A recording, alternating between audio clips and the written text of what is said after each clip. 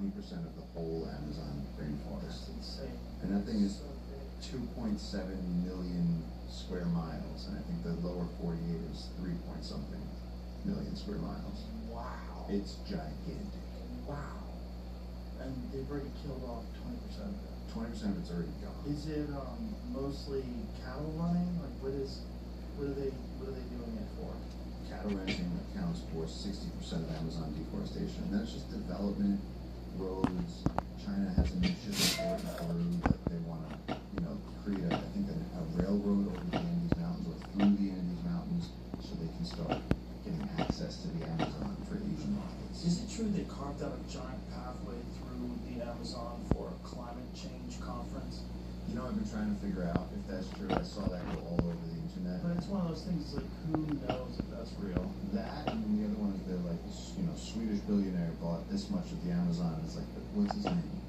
Well, you keep saying that. I'm like, I don't know. Well, let's put it into perplexity and talk about that's true. Whether or not they carved out a pathway through the Amazon for a climate change summit. Because that sounds like horseshit. That just sounds too ridiculous. There's no way they would do something that stupid. I don't know, but I did see. Why would they have a climate change summit? Well, I think they did it in the mountains. There are cities in the Amazon. There's a keep those mountains. You don't need to carve out I remember seeing a video of this guy and he was saying, this is where the jungle used to be, and now it's just this big road. And I was like, but again, who in charge of the climate? Unless they were going to have a climate conference and just local administrators better get ready and clean this area. Maybe it wasn't intentional, I don't know. They have pictures of it. Well, it's on the BBC. Amazon forest built to build roads for climate center. There you go. You come, it's real. Oh my God. Highway cutting through tens of thousands of acres of protected Amazon rainforest is being built for the COP30 climate summit in the Brazilian city of Belém. Oh my God. That is so crazy. It aims to ease traffic to the city, which will help climate. More than 50,000 people including at the conference in the city government on the highway. Is highway sustainable? For the, I don't think that sustainable is one of those wonderful terms you just throw on things. Sustainable.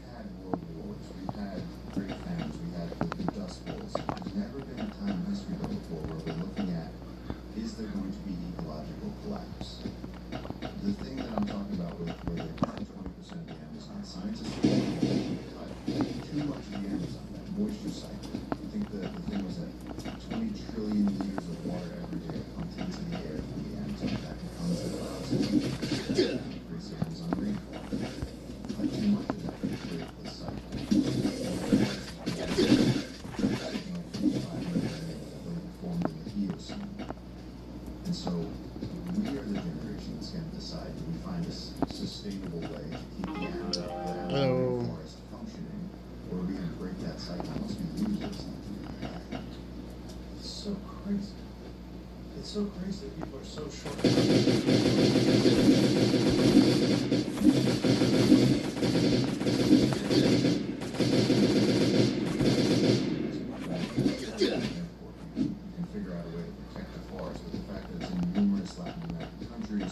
Brazil wants to develop. In Peru, you have the illegal gold miners coming in, and now you have the pressure from the Asian markets. And we found that if you just, that's what we've been doing over the last 20 years is going to these gold miners and loggers going, how much do you make? And they go, $20 a day. We go, you want to make 60, you want to get a cool shirt, and you get your health benefits, and you get to ride a boat, and you get a team, and they're like, yeah, that sounds so much better. And they're happy to come over, but they need the opportunity. It's just crazy that it takes a person like you and your organization to like put some sort of deadness. This isn't some sort of a gigantic physical effort. There's not a lot of people that recognize that this is every day. I think though that I see in the world that I exist in, I see that all over the world there's people doing conservation projects, and that we are at this point where there's enough happening where I mean you had. You're always gonna have random people trolling. So, Call of Duty, whatever online shit that they have going on with like. So, there's a dude, what's his name? Slater. People thought I was Slater for a while while I was grinding PUBG. Oh shit! Dude, my fucking thing was on for fucking 6 minutes. Oh fuck. I just did this fucking thing over here. So you're always gonna get trolls, you're always gonna get fucked up, retarded people. It's what it is. It's always gonna happen. You're never gonna be able to get away from it. And a lot of people are really fucking retarded. It's easy to say it. It's what it is. The intelligence of people is very waned. The last, I'll say the last 6 years in the world, people's IQs have dropped significantly. All because of brain rot. And literally, like, it's, that brain rot shit is real. So, but yeah, you're always gonna have people trying to rage bait or trying to make clicks off of shit, like, you know, collect fucking, you know, stupid rage bait shit, and yeah, just trying to get reaction out of people. And they're like, oh look, this person crashed out, and you're like, what? Oh, you fucking did this and this and this to piss them off, to make them fucking pissed? Like, some people are fucking retarded, okay? Just remember that. I gotta push back on that. That's I feel like I'm gonna go up and do some of the spore shit. Literally, that's why I have all my spore shit on. I didn't mean to have my fucking... yeah. Hey, that's gonna reset soon. So, we're gonna trade out our shit that we just got from over there to the garbage can over here.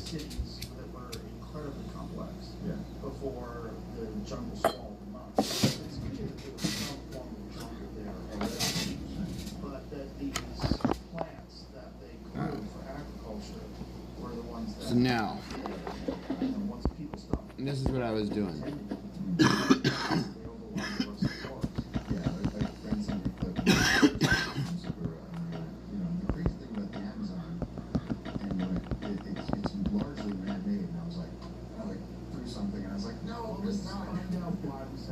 Let's pull that up, run that into Perplexity and see what article we get. So what they're saying is that these plants, the number, if I believe, if I'm not mistaken, the numbers that they exist in are not natural. But that's only around these ancient sites. And so I went and did a deep dive into this, and the sites that they've studied. Puppy's gonna be alright. So in the Amazon, you have Dog surgeries are fucking expensive. Like, extremely expensive. So, my parents used to raise Dobermans and Basset Hounds. Like, my dad So, my dad had a nightclub, and we raised Dobermans and Basset Hounds,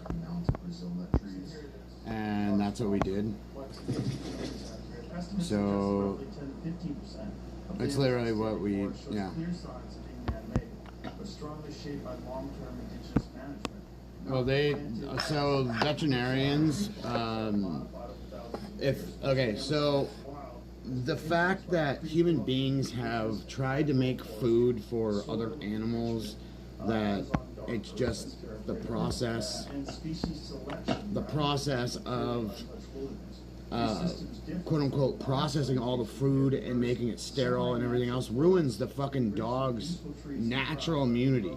Like, they're supposed to be eating fucking animals and shit. Like, they're supposed to be out there tearing up squirrels, eating the guts of squirrels and all that. Like there's, like, when dogs eat a fucking snail, they'll die. But the thing is, there's a thing called natural selection when most of the dogs now are inbred, and that's how they get purebreds. You ever know how they do, how they consider royals? You know what I mean? So royals marry their cousins, and they all have sex together. This is exactly what they do with puppies. So they'll take a dog, they'll have a mating pair, and then the other mating pair is going to be brothers and like a sister, and then they're going to keep that fucking whole bloodline all in one area. It's disgusting.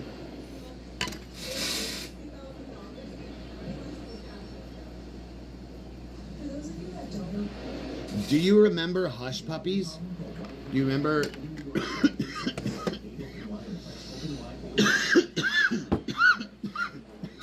Do you remember how they had hush puppies? Like the dogs for the shoes. So my mom's dog, our dog, was a hush puppy. Yeah, our dog Freddie Valentine Huckleberry was a dog that they used in the ads. So all of our dogs used to have fucking ears that went past their nose this far, like our Basset Hounds. And literally my mom would find other breeders and go and check out what they did and how their dogs were and played with their dogs and whatnot.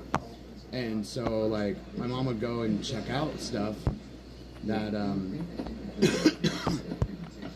that people would would either want to have a breeding pair with my mom with the dogs or not. So it was just, that's the way it goes. So we would get people from across the United States instead of just having that one one other breeder that you only do business with, and so you mate with. And so that's the thing, like, my parents went across the entire country finding dogs and people, and that's the thing. So it's one of the coolest things ever that my mom used to do, and my dad paid for my mom to do all the stuff she wanted to do. So, and my dad funded all of it. My dad was a great man. He did so much shit for my mom. It's pretty incredible. Just imagine if somebody would not let you go and live your life the way you wanted and whatnot and all that good shit. And do everything you could ever imagine and have like an unlimited fucking wallet. That's what my dad did for my mother. And my mom would have my dad's wallet all the time in her fucking pocket, because he would hand it to her and go, hey, get what we need. She's like, you trust me? He's like, I'll trust you with my life. Get us what we need. And so literally, like, my mom would go and do that shit. My mom was fucking badass. My mom still is badass. She's just really old now. She's just old and kind of losing her mind. That's what happens when you get old. So, and it's a little sad, but it's life. Shit happens. So, we're gonna go get some sand, as I need sand right now. And I think I'm gonna do sand grind twice. So we have 4 shovels. I might have a text or 2 come through that I gotta deal with, but I'm waiting for a fucking phone call. Because I'm trying to take care of some shit that literally, like, my daughter being bullied by some fucking kid that she can't get away from. And if they're not gonna address anything, then I'm gonna take it to the next level. So, because I'm gonna call the governor. Because they're literally, the state's not doing what they're supposed to do, and I have to have a governor, fucking, the governor to go and fucking investigate them.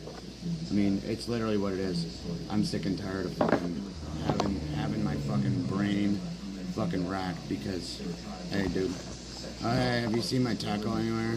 I try to self-medicate. You got high? You stupid fuck. Alright, let's see.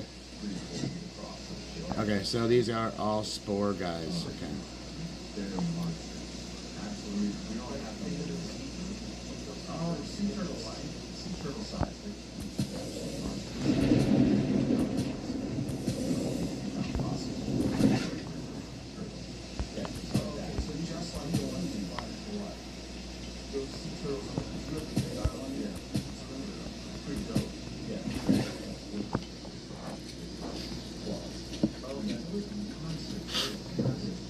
Alright, so we have some room, but we're gonna hit this. I don't have anything else. No, oh god, whatever. It's picking up wood. We're just gonna hit that automatic when we see sand.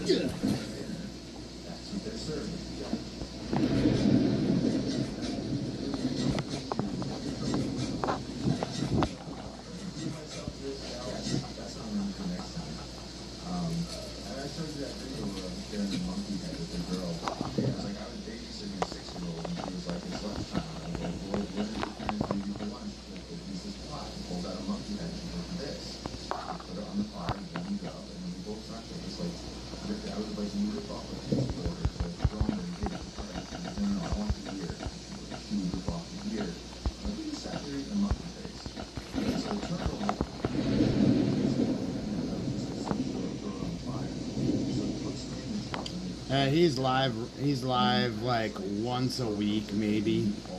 He's got too many problems going on, going back and forth to fucking France and shit. Like, I mean, the worst fucking place to live if you're fucking white. You know, I'm gonna tell you that, and it's real. England and fucking France are the worst places to be. I'm sorry if people live in France and shit. I have family in Burgundy and Champagne, and the thing is, it's cultures got fucked because of all the Muslim migrants that got forced into the fucking whole area, and the EU wouldn't fucking do nothing about it. So it just fucked the entire culture to no end. And literally, like, it's sad as fuck to say that, but it's real.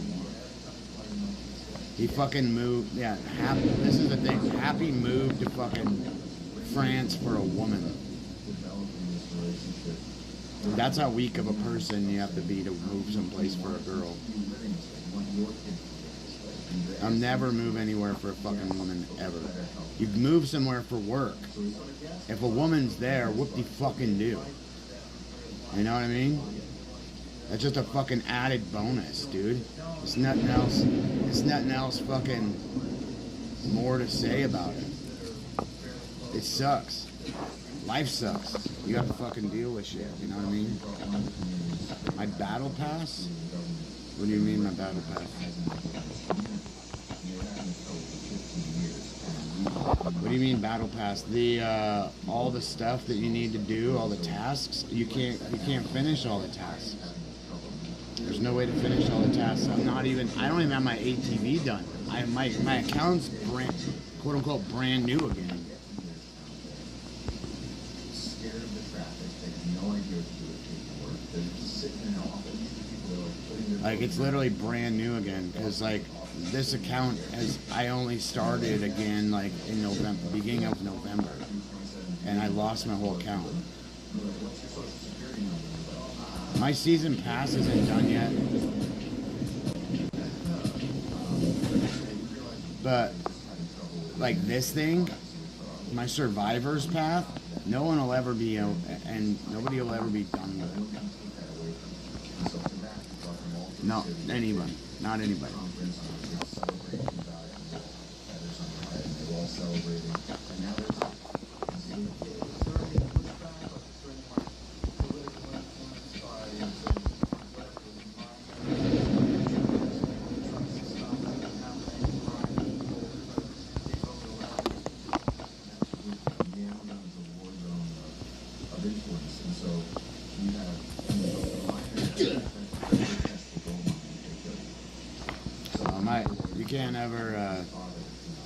Can't ever get done with it. Not even Happy's done with it, because you can't even make the fucking helicopter. They made it that way.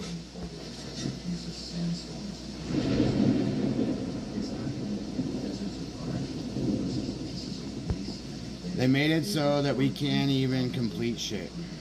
So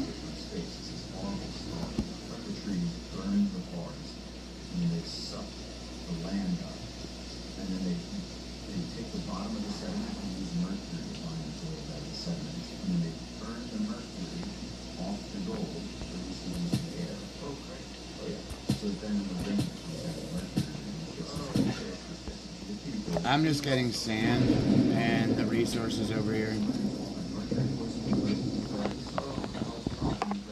because it's worth it to come here just for this box for these two things.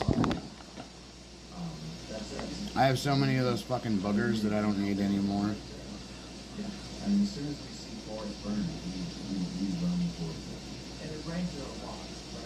There's another sand. Got it. Oh yeah, I hit it in that fucking asshole piece of me.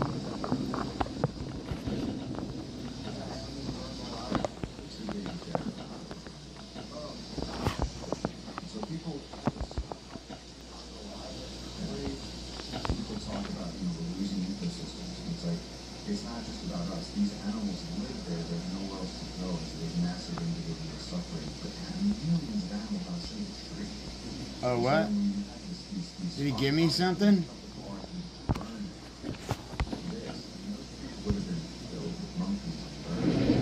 What did he fucking give me? He said my inventory was full.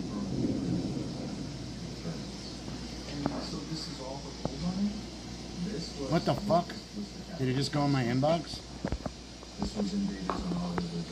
What the fuck was that? Dude, damn it.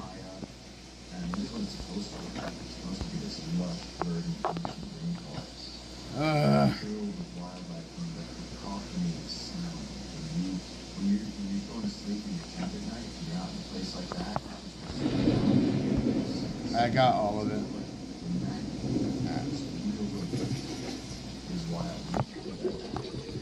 Alright, so we only used one. I come back. Come here, dog. Dog. Grazie. So, I come back, it's gonna be regular zombies. So, let's move.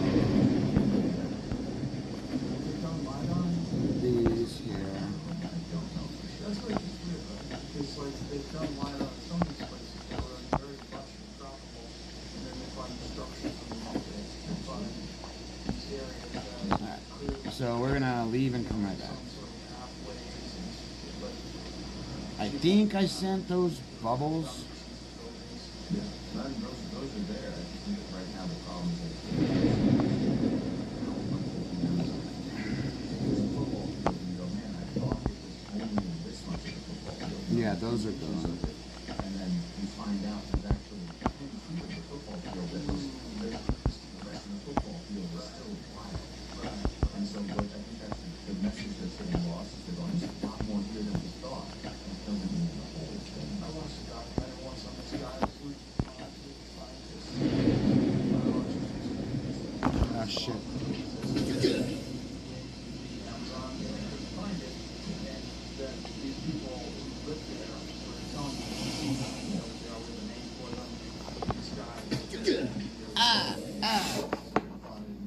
So we're just gonna, okay, so since this Hunters thing is still here, or is here, right, there is an island right here. So I can drive here for 14, go back for, I think, the same.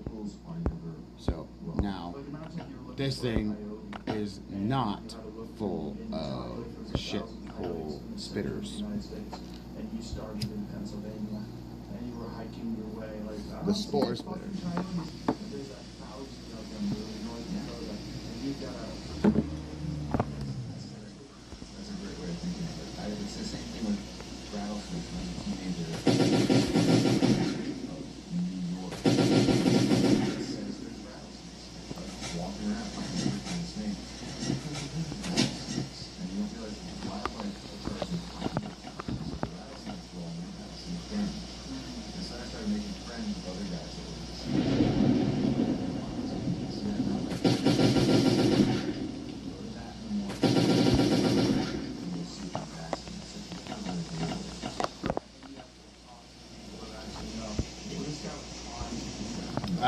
I won't do that. It's a waste. It's a waste of all your resources. Unfortunately.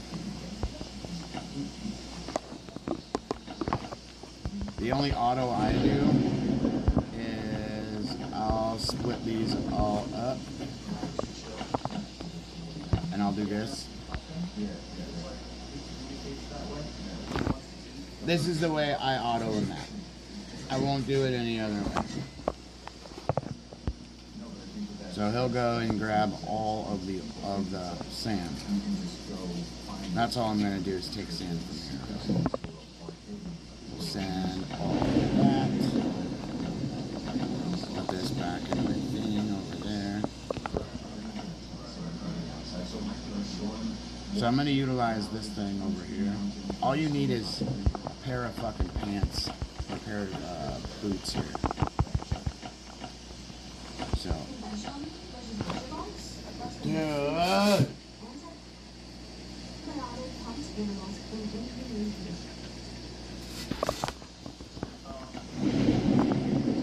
Okay, so now.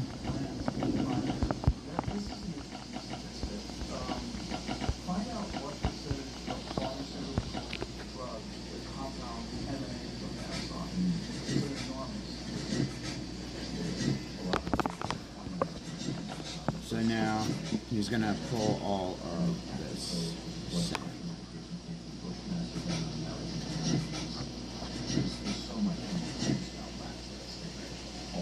I saw that.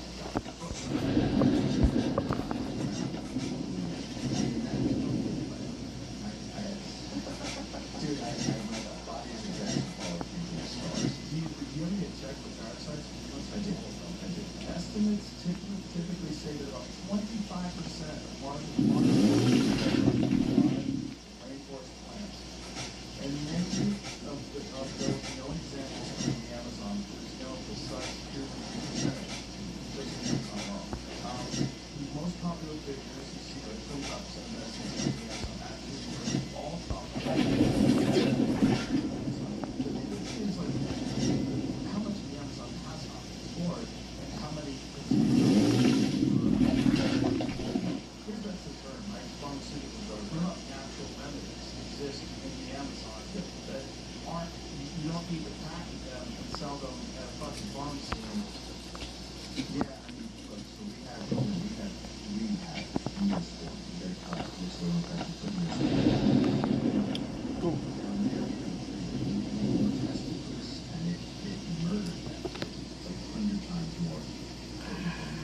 got to go around here. Secret, but people know about this. Every time I post about that, everyone's like, yeah, we know about that music. No, but no one's ever turned it into a thing. Probably get some Sunday did that. Sunday did that. Sunday, yes,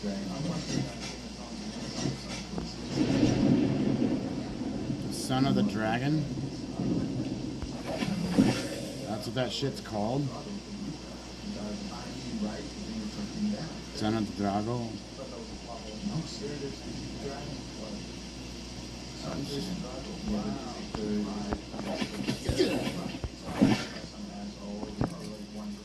Let's talk about Dragon's Blood.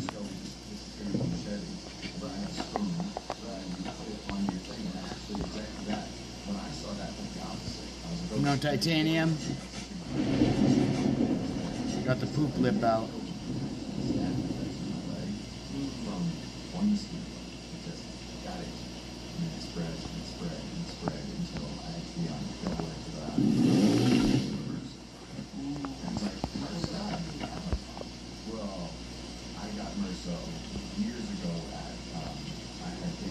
Just don't even.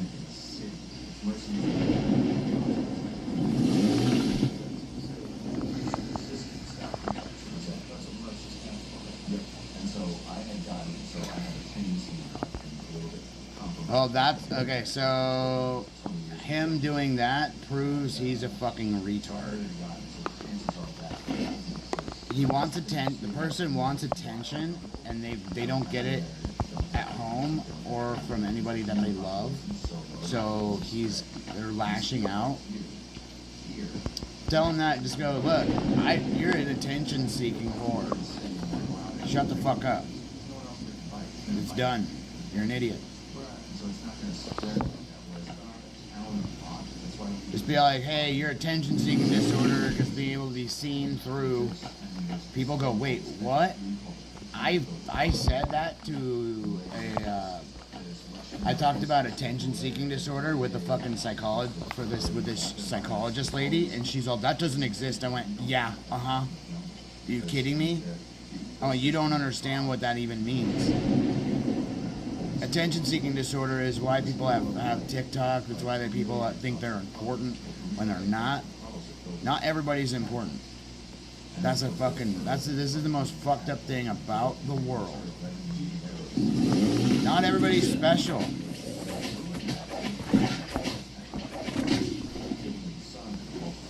Our parents told us that we were special because we were born to them. That's the reason why we're special. So, it's what it is. My mom told me that there's no stupid questions, there's only stupid answers. So it made me feel less dumb if I asked a dumb question. So the thing is, just because she softened the fucking blow of shit, doesn't mean that, Ooh, look at that. They fucking popped one of those out here. What? That's crazy.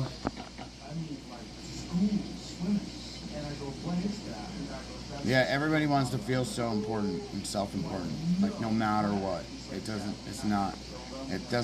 never gonna stop.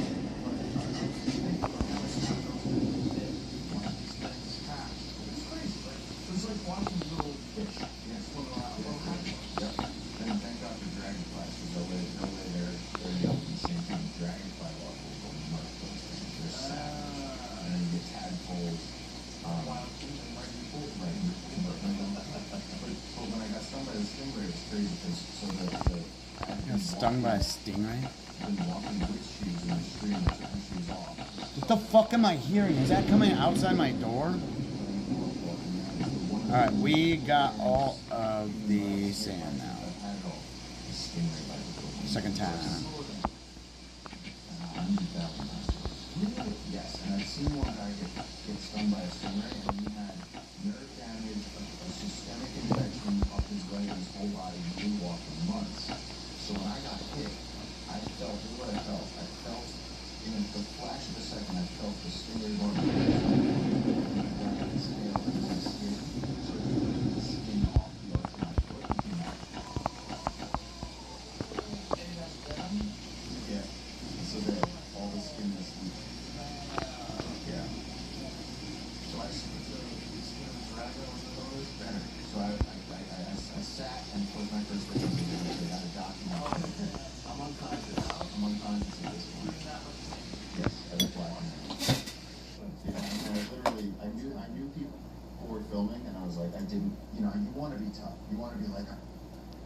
alright, I just got bit by a stingray, it's gonna be fine. I was not. Yeah, so that first thing right there, I started taking a video. My friend comes up to me, he was like, hey man, he's like, you gotta stop. He's like, because in a minute, you're gonna go under.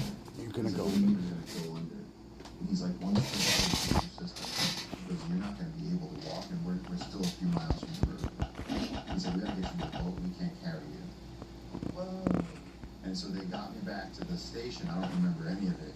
They had me laying on my back, and I was in so much pain I couldn't put my foot down. I was making deals with God. I was going, if you just make the pain go away, I was like, I'll go to church every day. I was like, I'll never smoke a cigarette again. So that's I'll never smoke a cigarette again. I want this. I need my tooth fixed. It bugs me so bad. Let's go break this gun, because I need a space. It makes this plant poultice. And it's a hot piece of plant material. It's like a fish cake. They put it against the wound. And even that burned, but it felt better than the suck out the venom. And so when they took it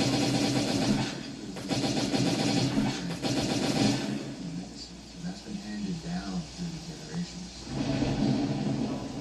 Yes, it's a few different colors. And then they heat that up until it's scalding. Press it against your foot. This is the first time it's ever happened to you, been stung by a snake? This is the first time. Now, how does it happen? You step in the wrong place? JJ's method, so he knows he's got the indigenous training. He knew exactly what it is. Yeah, so that's all the venom. So now, all that black stuff is all the denatured blood. So for 4 hours, I was in a state of just level 10 pain, just white hot pain. I couldn't talk to anybody, I couldn't do anything. People were coming to me and they were like, what can we do? And I was like, just leave me alone. I was like, I don't want you to look at my face. You know, I was coming in and out. And then by nighttime, it had gotten, this was at night where I was like, okay, pain can subside. But I didn't get nerve damage, and I didn't get a huge infection because they had this indigenous plant medicine to save me. The last guy that I had no idea how to deal with the local. Look at that. That's tree medicine. What happens? You just stepped in the wrong spot? That's all it is? I mean, I've stepped on stingrays before and you feel them flutter, and one time I even felt the barb go like past my foot, but it didn't penetrate.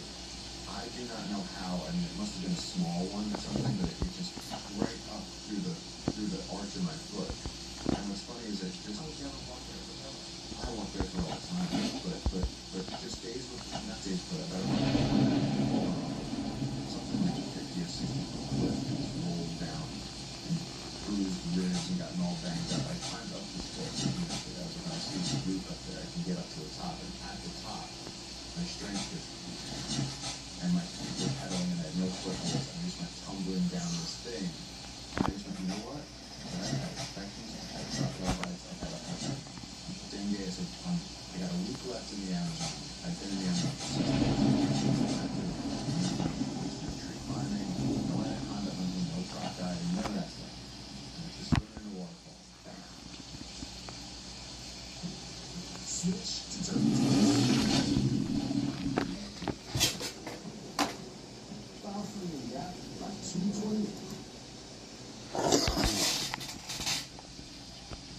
Just how long was it?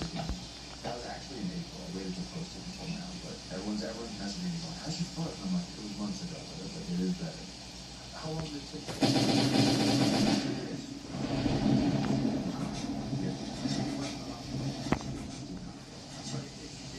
I mean, the guy that went to the hospital didn't walk. To go get treatments for him. He went back to his home country and had to continue being treated for months. I felt terrible. And him too, watching someone roll back and forth in that type of agonizing pain, like brain heart pain, when they're just like opening him up. I didn't know there was pain like that. You know, I mean, I've ripped open and this was trouble inside, pulsating. You just go, you know, how much of my year did I just miss? There was one time I almost chopped my knee. I almost cut the tendon that holds the kneecap on. And I was just like, man, did I just take myself out of the game for a year? it's like, come on, this is so bad. And you all come in there and walk around. Well, because local guys know. Yeah. That was awesome. You ask them how they know this stuff? Yeah. They're and their grandparents know. So that's the thing with knowledge, indigenous knowledge all over the world. If you listen to authors like Wade Davis, who writes a lot about indigenous wisdom, you know, this is stuff that's been one at a time brewing in nature. And, you know better than most. You know, you're living Copper bar now? Who's the first person that figured out about this? You know, we take this and this, take this vine, and then we take this and we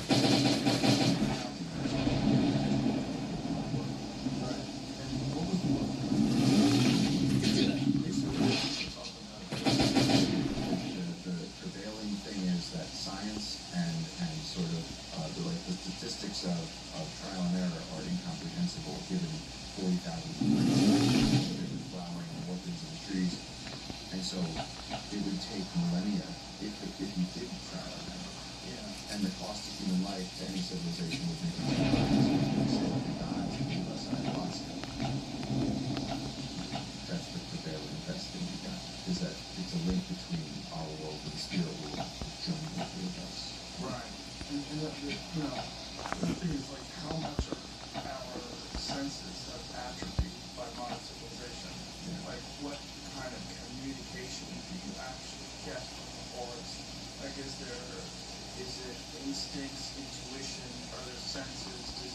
Is there a feeling that you get, or you get an understanding of the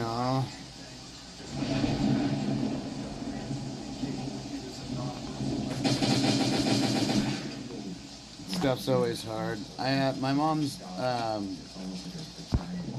my mom used to have a what is it? An English Mastiff. This dog named Precious. She was fucking humongous. She used to like get my mom's get in the garbage, and she would eat my niece's diapers. And when I got out of prison, my mom's like, "Hey, can you take the dog outside? You know, take the dog for a walk?" And I went, "Yeah, sure." So I took Precious out for a walk. This fucking humongous dog was taking a shit and shit a diaper. Like, she ate a fucking diaper and she fucking shat the diaper. Like, pretty fucking nuts. Dogs eat almost everything. And so, but the thing is, that dog was so wild. I don't know what the hell happened, but her uterus fell out, and it was the craziest shit I've ever seen in my life. And my mom, we have to go to the doctor. I don't know what the fuck is going on here. And so and literally it was really fucking gnarly. I was like, I don't know what to tell you, Mom. Like, I'm sorry. I don't know what to do.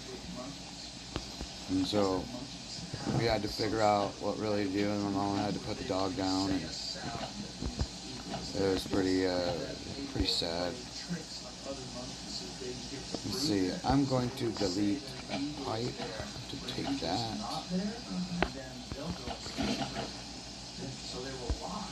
That is deleted, so that.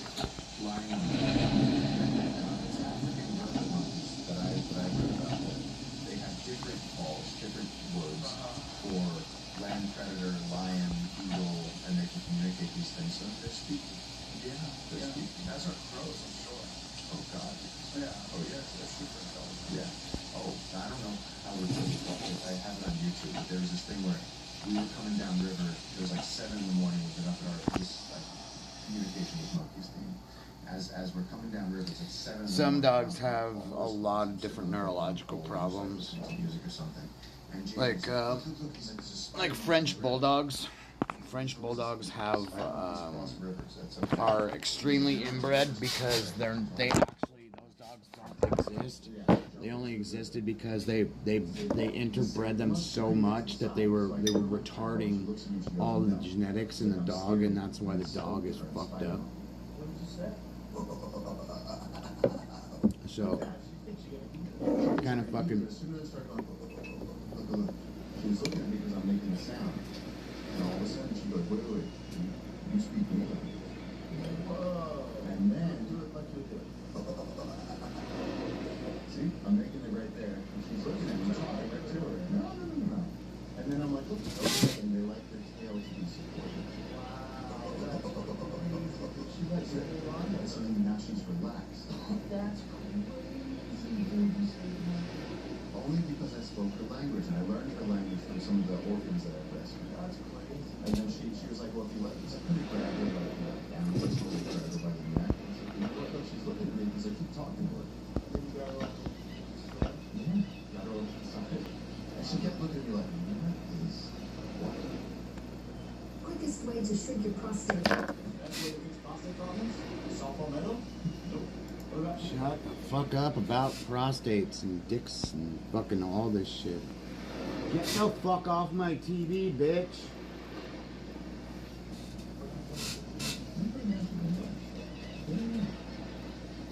but not fast. She didn't run away like she did Carol. Yeah. Oh, yeah, that.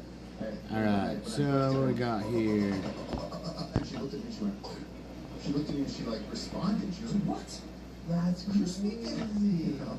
It was fire. And that's one of those stories where it wasn't on video. And I said, I spoke to a spider monkey and she responded to the hip. Right, I saved the spider monkey. Bitch, that was your pet. Yeah. That looked like a pet. It looked like you had a relationship with it. Like what, as you're holding onto the tail, like it knew you. When she was looking back, and then she was like, hey, thanks for the branch. You know? Yeah. Because she was drowning. You saw her head go under it a few times. She was really struggling. She was exhausted. And I know that spider monkey, their tail is their fifth limb. They have this incredible finger pad that's like 12 inches long. And so it just wraps. They always have their tail anchored on a branch. And so I held her tail. And I was like, I got you. And I hold on to this tail. I was like explaining it to her. And she's looking at me going, how the hell are you? That is so wild. It was really cool. That was originally I was like, JJ, I was like, I don't want to get wet. She'll be fine. He was like, go get it. Go catch it. I was like, okay. Wow. That was great. Spider monkey, haven't you? Well, sure. That doesn't mean I don't want to save them. Right. I would save a deer. There you go. Deer. But it must feel really weird eating a primate. I wish I could say it did. I don't care. Really? No. I mean, we've become very callous to certain things, but I mean, when people serve turtle now, I'm like, well, which one is it? You know, it's like, I don't really, you know, it's like ribeye or T-bone. What are we eating? It's like, Is turtle good? Like, would you like order it at a restaurant? all right, so the problem is that the way they cook it down there, these are people that live hand to mouth, right? And so when they cook a turtle, if you get salt, you're lucky. It's not like they're sprinkling some cilantro on it and like marinating it. It's, you know, so if you just like took a chicken and threw it on a fire and then like ate a piece of it, it's not great. And so a lot of times that you eat this food way out there in the bush, I mean, I've been there where they've shot a spider monkey, grilled it up, and been like, you know, I'll just eat rice. I'm gonna be tired tomorrow. There's no protein. I haven't had protein in a week. And I'm like, give me an arm, you know. You just like eat the hand, and you're like, all right, and it just tastes awful. It just tastes My like friend char. Steve Ranella, he was in Amazon with John O'Malley. Yeah. And he said that that's their preferred food. That they like that above everything. And I see no conflict between, you know, we're trying to protect the ecosystem and save the monkeys, and I love the monkeys, and I've rescued a lot of them personally. But again, when you're in Rome, Right. you know, if you don't eat with them, they go, While in Rome. Yeah. Whereas they're like, oh, That's what he says. I say it all the You know, time. you show them you know how. You know, little things, or Must be chewy as fuck, right? it's kind of smooth. It's kind of like, if it's well cooked, it's kind of like mutton. This episode is brought to you by Armra. Every week there's some new wellness hack that people swear by, and after a while, you start thinking, why do we think we can just outsmart our bodies? That's why Armra colostrum caught my attention. It's something the body already recognizes and has hundreds of these specialized nutrients for gut stuff, immunity, metabolism, etc. I first noticed it working around training, especially workout recovery. Most stuff falls off, but I am still taking this. If you want to try, Armra is offering my listeners 30% off plus 2 free gifts. Go to armra.com/Rogan. Okay, so you have to slow cook it, long cook it? Is that what it is? Ideally, yes, but a lot of times it's just that they tie it to a cross, like these little monkey cheeses, and they throw it on the fire. Yeah, when I saw them cook it, they singed the outside, they singed all the hair off, and then they cooked it, I think they cooked it inside of the See if you find Steve Brunella eats on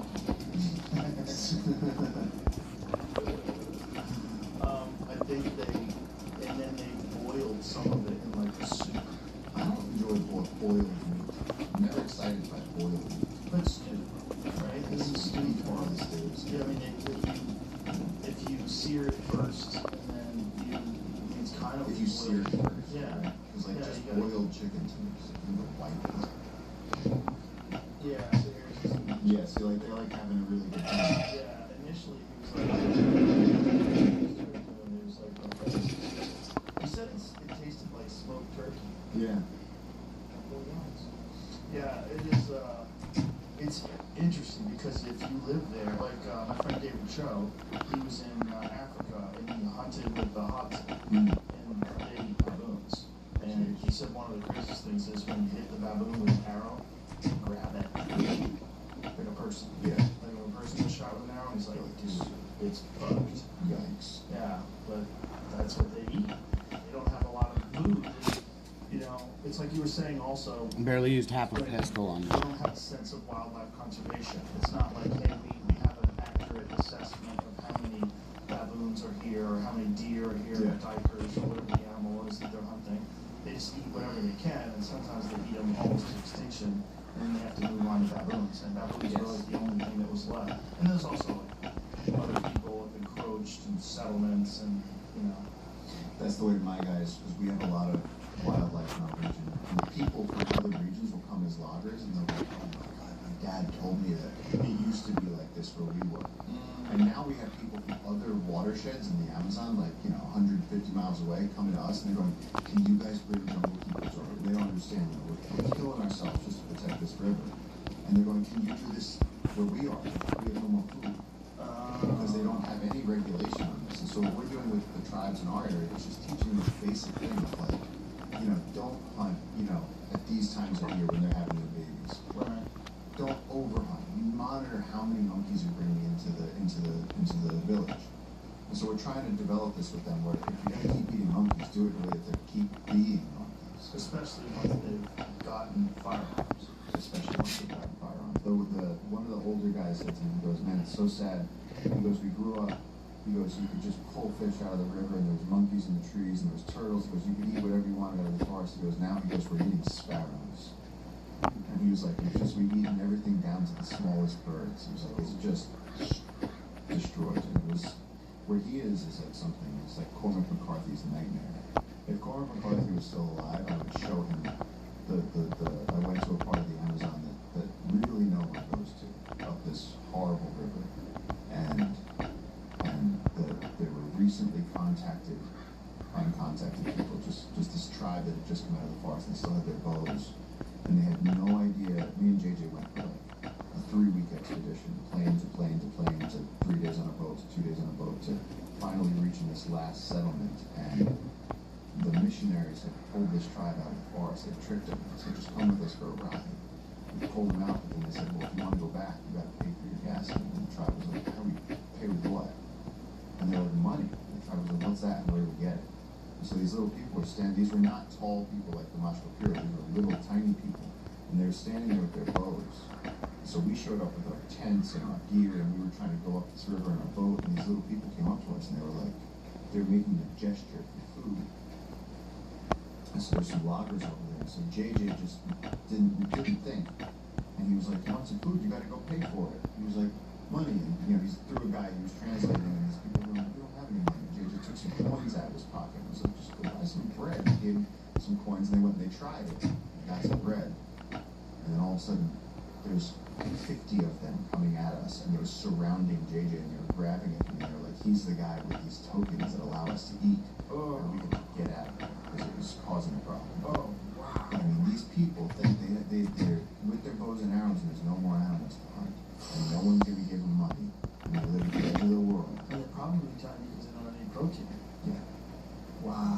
It was horrifying. It was one of the worst things ever. I've seen poverty all over the world. This was, again, A hunter-gatherer tribe with no food. no food and no way of getting back to forests where they could be a hunter-gatherer tribe. Now they were in this wasteland with the loggers and the gold miners and the oil companies. Yeah, we got a raid to do too. It's like, this is where the Amazon is being eaten. Let's go claim our raid. It's go for days just to get there. There's no farms. 11:38. We'll go up and grab our shit and come back down. I hope our one event doesn't pop. But yeah, let's see here. Raid. And they were scared of these incomers, right? So organ harvesters, that's what the Amazon? No. And so, but that's what they're sitting around the campfire and someone's like, what if they're organ harvesters? Like, Why would they think that? I don't know. That must be a thing that gets. I don't know. But the dude I was sitting with told me, he goes, you know, we got real scared sitting around the campfire. Everyone was telling these stories, and he's like, so we figured the safest thing would be to go kill them. So they went and they killed them, and they were a couple of European hikers on a mega expedition on the Amazon, and they just got murdered by the locals preemptively in case they were dangerous. And this dude was like, yeah, we fucked up. Oh. And I'm talking to him, I was like, so who did the Killing. if it was it? You know, I was like, shit, man. But I mean, this place was dark. Yeah, you know, in the next book I write, I'm gonna have to do a deep dive into this one because it was heavy. And we knew for the first time, you know, when you're in the jungle, we're safe. This place, it was like people are looking at you and they're like, that's a jacket and a watch, you know, like a camera and a tent and a pack rat. They're like, we killed him, we get all kinds of stuff. They're looking at you like, man, that's a lot of opportunity. You could just see them being like, well, let's separate him from that herd. Ooh. Yeah, it was rough. It's like, you think like the cowboy days, like, really wild. Like blood maroon. Well, not only that, there's probably a ton of stories about people that have come down and done horrible things. Oh, yeah. So it's not like you're thinking like these are wonderful people that come to give us plantains. No, you're thinking these are the type of people that would do horrible things to us.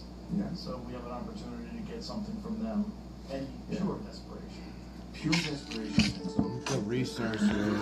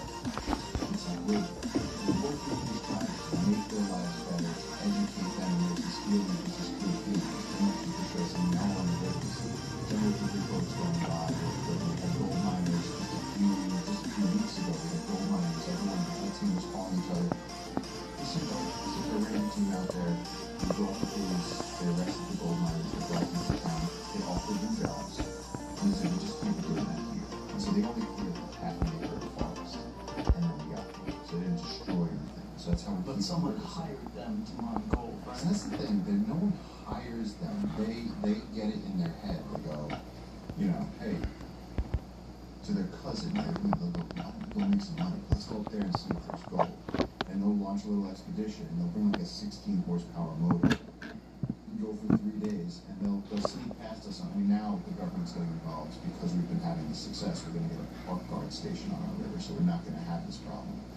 But they'll go up the river, and they'll just set up, and they'll start panning, and they'll go, I see a little lake here, and they're like, cool, let's burn some forest, and then we'll start sucking it up. We'll run it through the big motor, and they'll bring their wives and their kids, and it's artisanal. And so what they do is they get the gold, and then they have to take it in a little boat back to the town. And then here's the problem. There's one store where you go to sell the gold. And guess who's waiting outside that store? The people that rob you at gunpoint and take your gold and then give it to the actual people. And so it's really sad artisanal gold mining. They're not organized. And it's the same with the narcos. We've been having a problem with narcos. And everyone's like, dude, you can't mess with the narcos. Like, you're going to lose the fight. And it's like, yeah, but these are people that are like, we're just going to grow a little bit and then try and sell it. Coca.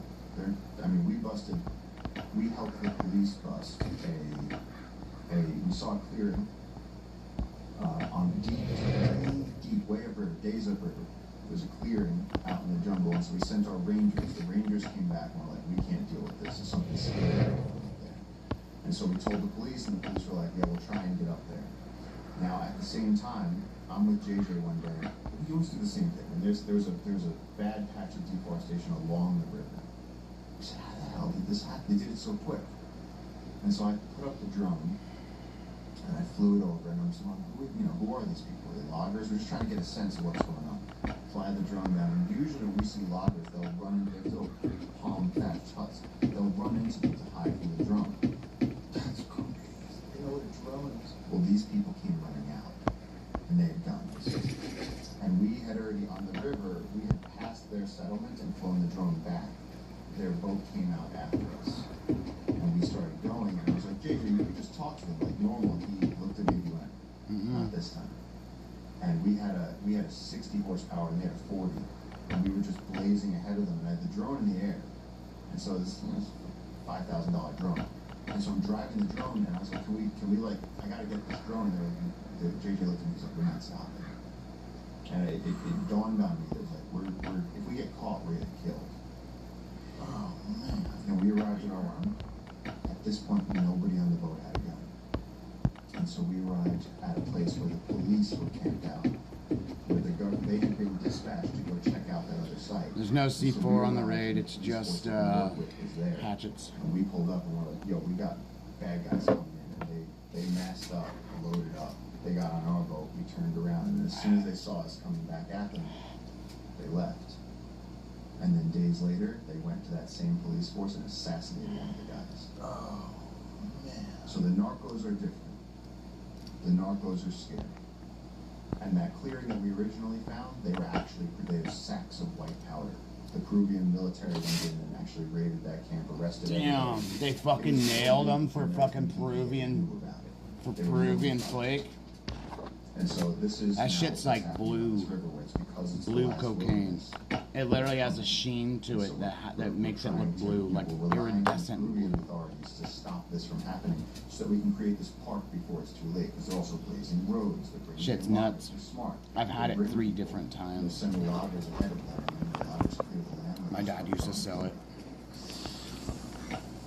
And so it's gotten scary. I texted you when it was at its, when I first started having to travel with security.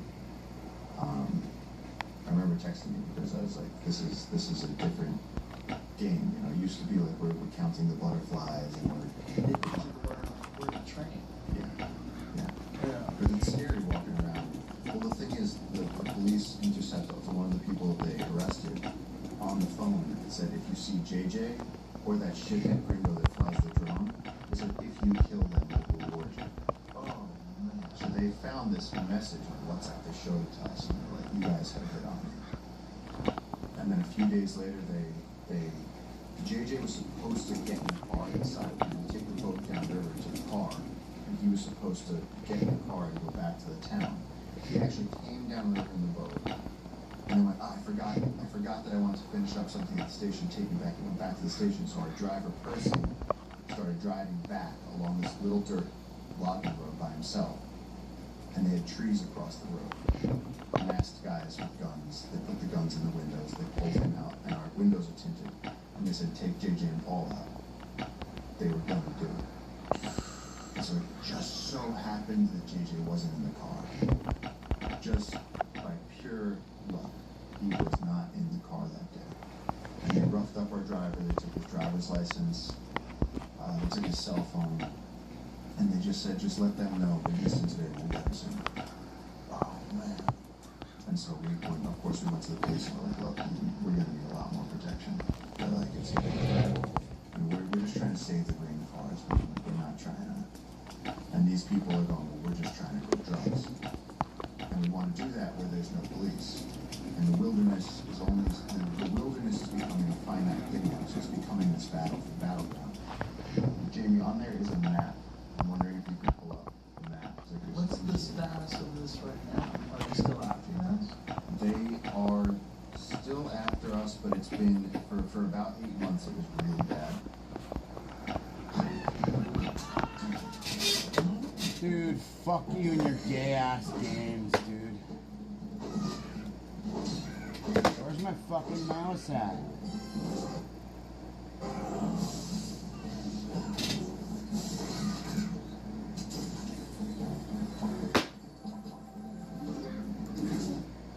Dumb fucking commercials.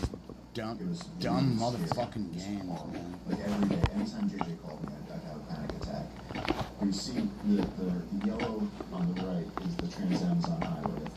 That's the big artery. That's what the Chinese and Brazil built. But then that smaller thing going up, that's the roads that the loggers and the narcos are making. So that big red arrow, they're trying to make a road that goes in through there. And so the white line outlines what we're trying to protect, and that light greenish blue is the area that we have protected. That's that 130,000 acres that we have protected. And so that's what we're doing right now. It's a race against time. If we can fill in that area, we can fill that whole thing in. We save the land, and once it's ours, once it's under Jungle Keepers protection, it's indigenous protected. Alright, we're back. Yeah. So where are they growing the drugs in this map? So right at the upper tip of that arrow, sort of the outside, they had cut a little road filament into there. And again, these little tiny trail roads, they go under the forest. The forest is 160 feet tall. Is there a way you can communicate with these guys saying you're not trying to stop this? I mean, right now what we're doing is putting signs on all of these little tiny, and these are jungle roads where just to go on the road, you're going out to where, if anybody finds you out there, they just kill you. And your body will be decomposed and recycled within 48 hours by the jungle. So you're past where there's police. This is just Earth. It's the Wild West. More than the Wild West, right? Because the Wild West was never this dense. But it's the Wild West and you can't see 10 feet in front of you. Right. That's what I'm talking about. Yeah. This is more wild than the Wild West. I guess so. Yeah. You still have Indians with arrows, and now you have these narcos that are straight up evil that are coming. I mean, they're taking girls from indigenous communities to work in their brothels. They're growing cocaine. Brothels something? Yeah, men working in the jungle. And so they go to the communities and they tell them, hey, your daughter's very pretty, she'd be a great waitress, we can educate her while she trains and helps people. And they never see him again. And so it's all that darkness. And at the same time, what we're doing is bettering the lives of the community, making friends with these people. We have these amazing rangers, and we have different ranger stations along the river. And if we make this into a park, like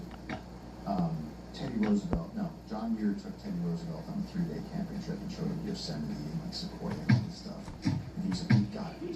It's special. Look at the size of these trees. Look at the beauty of this valley. And then they protected it. There's nothing as wild as this river on Earth today. And so if we protect this now, the 200 indigenous people that live on this river get protected from the narcos. They continue having abundant fish and resources, and then they'll work as park guards and educators and chefs and boat drivers to maintain this gigantic protected area, and then Peru will have this. So they love it. Protect them from the narcos. I mean, The it's police. the amount of money that's involved in trafficking cocaine would make it a real problem. But the good thing is that these are the little artisanal ones. These are the guys that go, these are not like mafia bosses. This isn't like the Mexican cartel. These are like these little clans of people that go, you know what, we could just grow some cocaine and then we'll sell it to the big guys. And so they're like mom and pop cocaine growers. But they're also murderers. Well, of course. And And so when the cops go out there, the cops just arrest them and take them straight to jail. And so the cops have been, everyone assumes that Latin American police, no matter what, are going to be corrupt. And the police force we've been working with has been keeping us alive, and they want this park protected as much as the indigenous people do. It's amazing how many good people are out there. They're actually helping. And how many narco organizations, artisanal narco organizations are out there? Peru has become, it's not great. Peru, I think, has become, if not on the same level as Colombia, I think they might have surpassed Colombia. They're the heads. Cocaine production. They're not doing great with that right now. And so we're at this very, very crucial juncture there. But, you know, it's funny because in doing all this, you know, even with the book coming out, and I've been talking Peru is the to head people, of if all Narcos the down cocaine to, production so you're gonna in the fail. world. It's like, man, you're not even the one on the ground. Like, I'm the one on the ground. I'm telling you we're not going to fail. And the police have been successfully clearing them out, and it's getting better. Just like the whole thing with, yeah, the Amazon is disappearing, but we can still stop it. It's like, you think like before D-Day, if Churchill was like, I will probably lose. But you can't have that mentality. And so it's very, very encouraging seeing the local people stand up for what they believe in, and the job is dangerous. There's a video on there that I think it says Sand Tree Crush, but I got woke up a few weeks ago. At Raising Cane's, we focus on making the most printed chicken finger meals, getting them right every time. Start your next adventure behind the wheel of a new SUV from George K. Kia Spokane. The scene up at 8. First week for everyone in the 2025 Vietnam Run. Make one yours today with low 0% APR financing. Click now to view our inventory. And one of my managers came running at 3 a.m.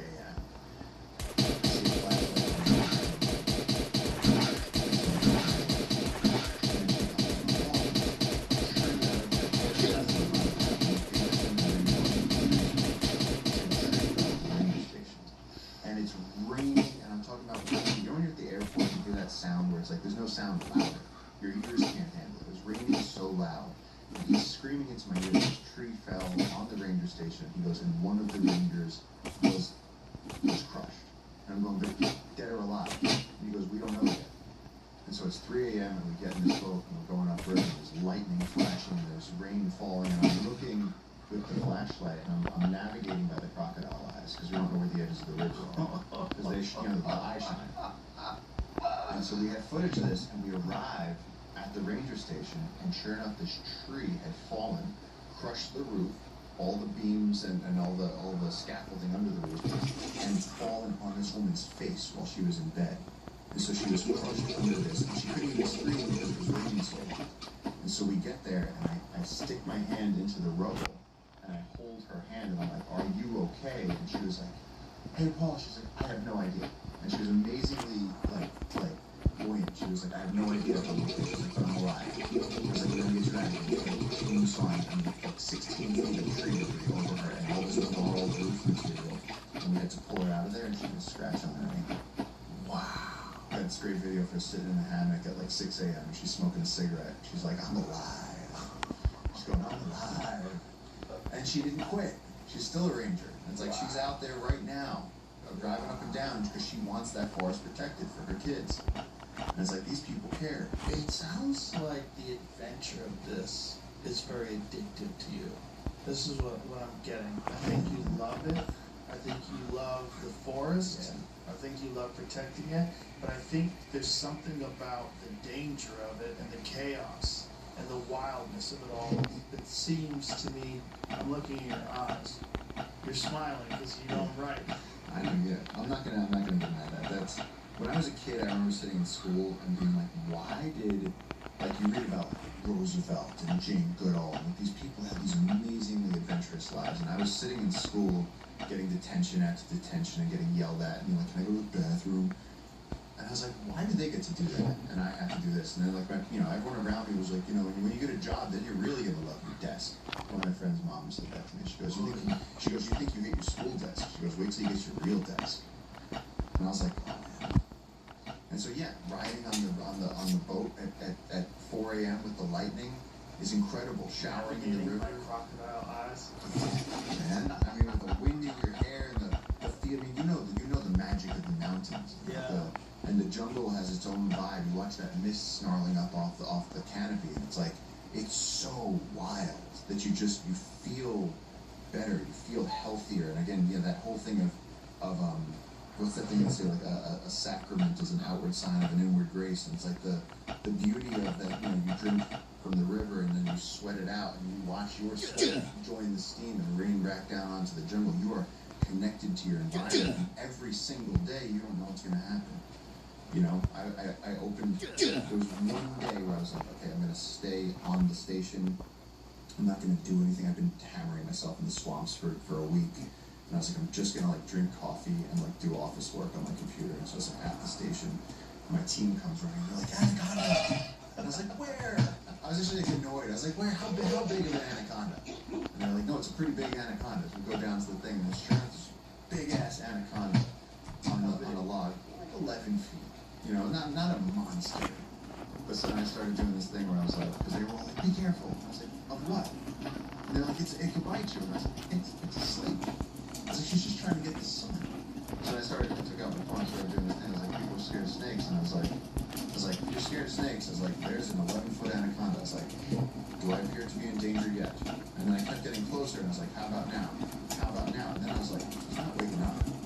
So I get on the log with her.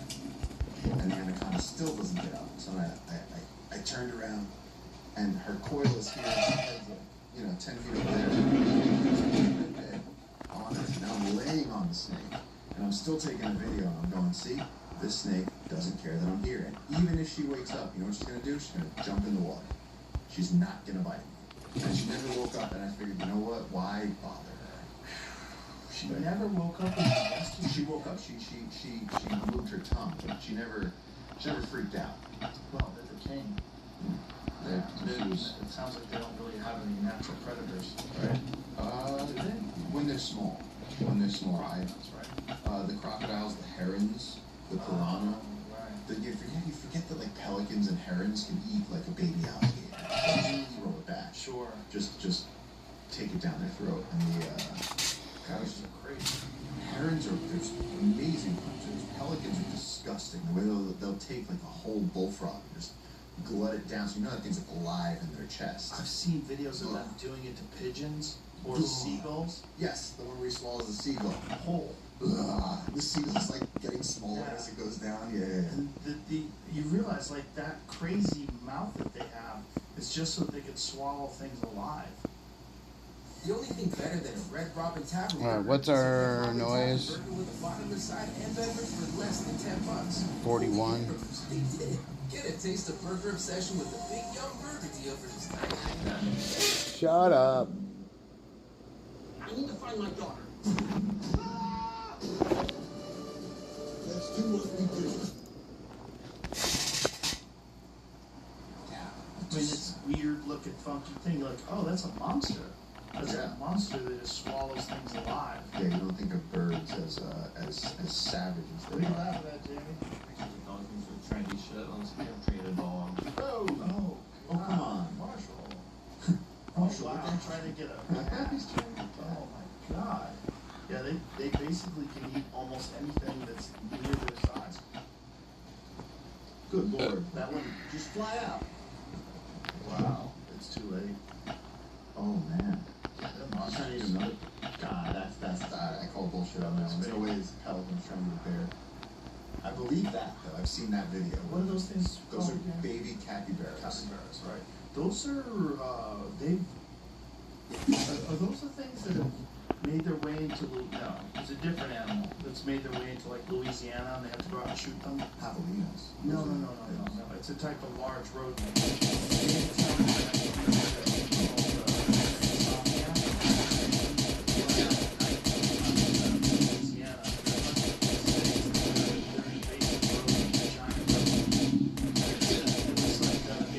Shows, and then after it was a Comedy Central show, it was a really good show, and then he would find things to do in the town because he can't sleep because he's up all night, and so he went out with these people that were God, I can't remember what the animal was, but it's a large invasive rodent that exists in the south. I mean, Nutria, that's right.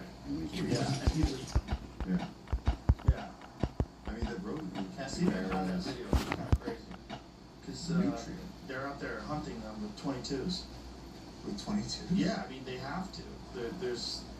They're a completely invasive species, and they're huge. They're like a small dog. That's something I left off the list. We eat those all the time. Nutrients called a kappa. It's like a small capybara with spots.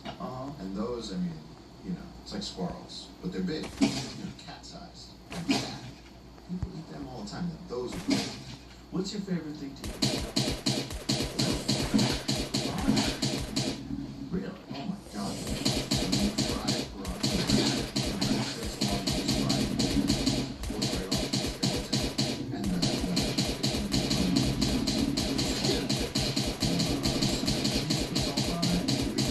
just a little bit of salt and then fry it up. And then better than the piranha is the paco, the big vegetarian. And the piranha species, yeah. Those are invasive species in America as well. Yeah. You catch them all the time. Yeah, they catch them and they're like 40 pounds. They're huge. Yeah, someone got a world record paco.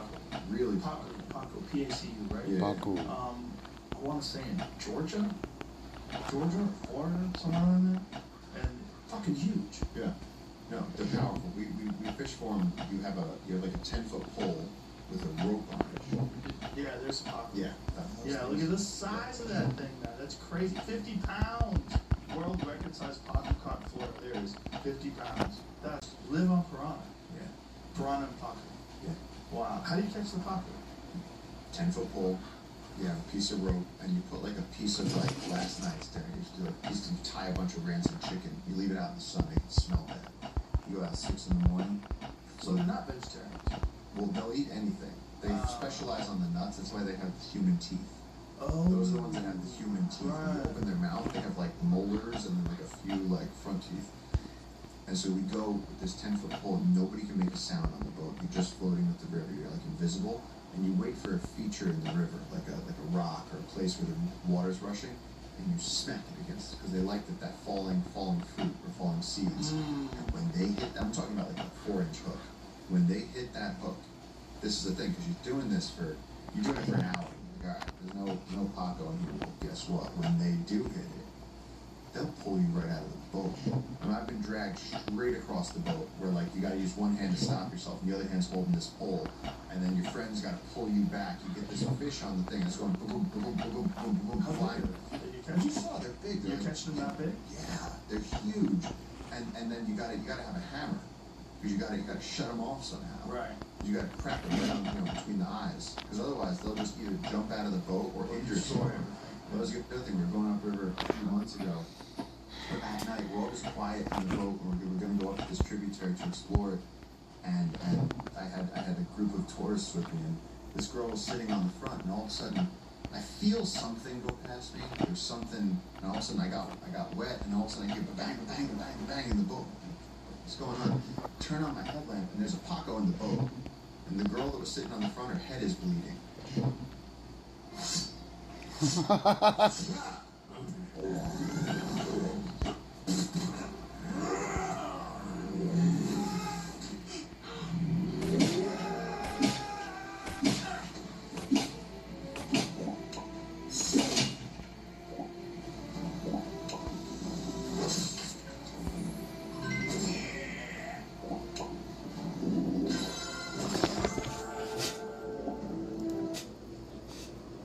One of those huge ass pacos jumped out of the river in the night, hit this girl in the head, and then fell into the boat. Whoa. And so we just grabbed, we just ate it.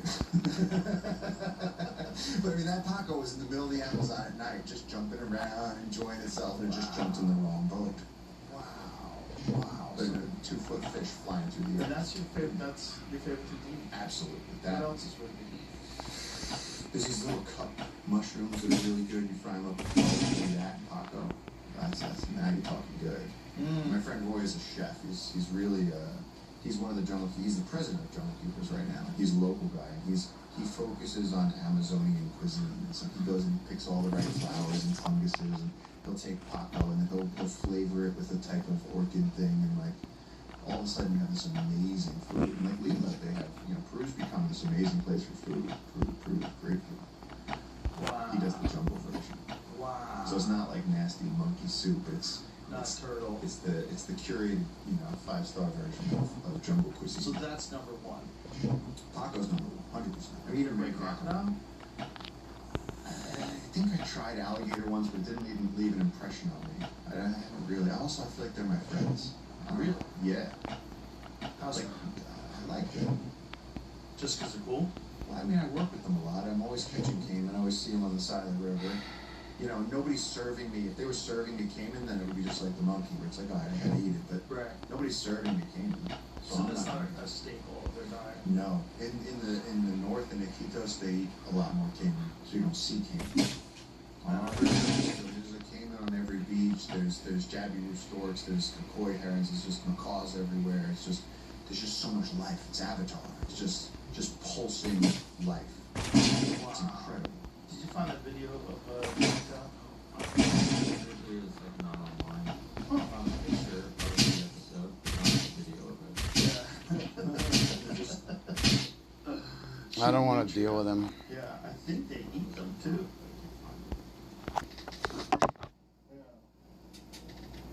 No. Yeah. This is a long time ago. This is back when Dave was drinking. Got some resources. Dave's been sober for, I want to say 15 years at least. Somewhere in that range. Yeah. And this is back when, you know, he would just drink at the comedy club and then stay up all night, smoke cigarettes, drink coffee. Never end. Yeah. I mean, he's the most unhealthy and also the most hilarious guy alive. Used to drink. I drink a little every now and then now. I went like 8 months with no drinking. And I started having like a glass of wine with dinner and a cocktail or two, but I have not had more than like 2 drinks. Yeah. Since Feels good, doesn't it? it was a good break. Yeah. The 8 months I felt really good. I was convinced I was never going to drink again, and then I drank a glass of wine. I was like, well, I like this. I miss this. But wine, that's the one thing. Wine is Yeah, but wine with a steak. Oh, So red wine. nice. Yeah, a little. I think it was important to just recognize that I was doing it, and it wasn't an alcoholic, but I was just at a club. I'm there all the time, and you know, you're out with friends. You want to drink? Yeah, sure. Let's have a drink. Yeah. Go to dinner. Have another drink. It just got to the point where I was like, I was feeling like I'm too healthy. I worked out all the time, and I was like, why am I doing this to myself? Yeah. You know. But now I realize, you know, it's a little moderation. It's not bad. But drinking is essentially fun poison. Fun poison. It's weird. After Lex wasn't drinking for me. Lex gets saucy. Well, this is the thing. When he came to the Amazon, he goes, I want to do ayahuasca. And so we called, you know, JJ's oldest brother is 70-something. He called him, and he's like, you know, with the Lex voice, he's like, brother, you have to do this with me. And I was like, I am not drinking ayahuasca. There's a chapter in the book about when I did it with the old master, and he overboiled it, and we all like saw God, and we were there for the Big Bang. It was awful. It was hard. No, it was not. No. It's like taking a mega dose. It was like, sure, it was awful. It was You traumatic. don't like to get scared? I was terrified, man. So I was like, I have retired. I was like, I'm not doing it. And Lex was walking around in circles for 2 hours, and he comes up to me and he puts his hand on my shoulder. He goes, I came all the way here for you. He goes, now you do this for me. He goes, don't leave me alone in the dark. And I said, all right, I'll do it. And we drank right next to each other. And the guy's smoking his pipe, and you know, he's the feathers on, he's singing to us, and you're drinking, you're going deeper and deeper into the hole, and God. It was interesting though, we both, the shaman said that, you know, he was talking about what Lex was going afterwards, he was talking about what Lex was going through on his journey. He goes in and does this deep work of the things he sees coming off of you. And this is a guy, the shaman, I've known for 20 years, he's like my uncle. And so he would come up to me.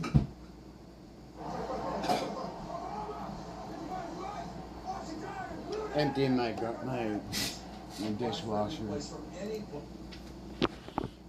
And he'd go, I'd be laying down, you can't get up. He'd come up to me and go, one more cup? And I'd be like, sure. Like, why not? And he'd like give me like a kiss on the forehead and throw it down my throat. And then he'd go to Lex and go, one more cup, and Lex would be like, yes.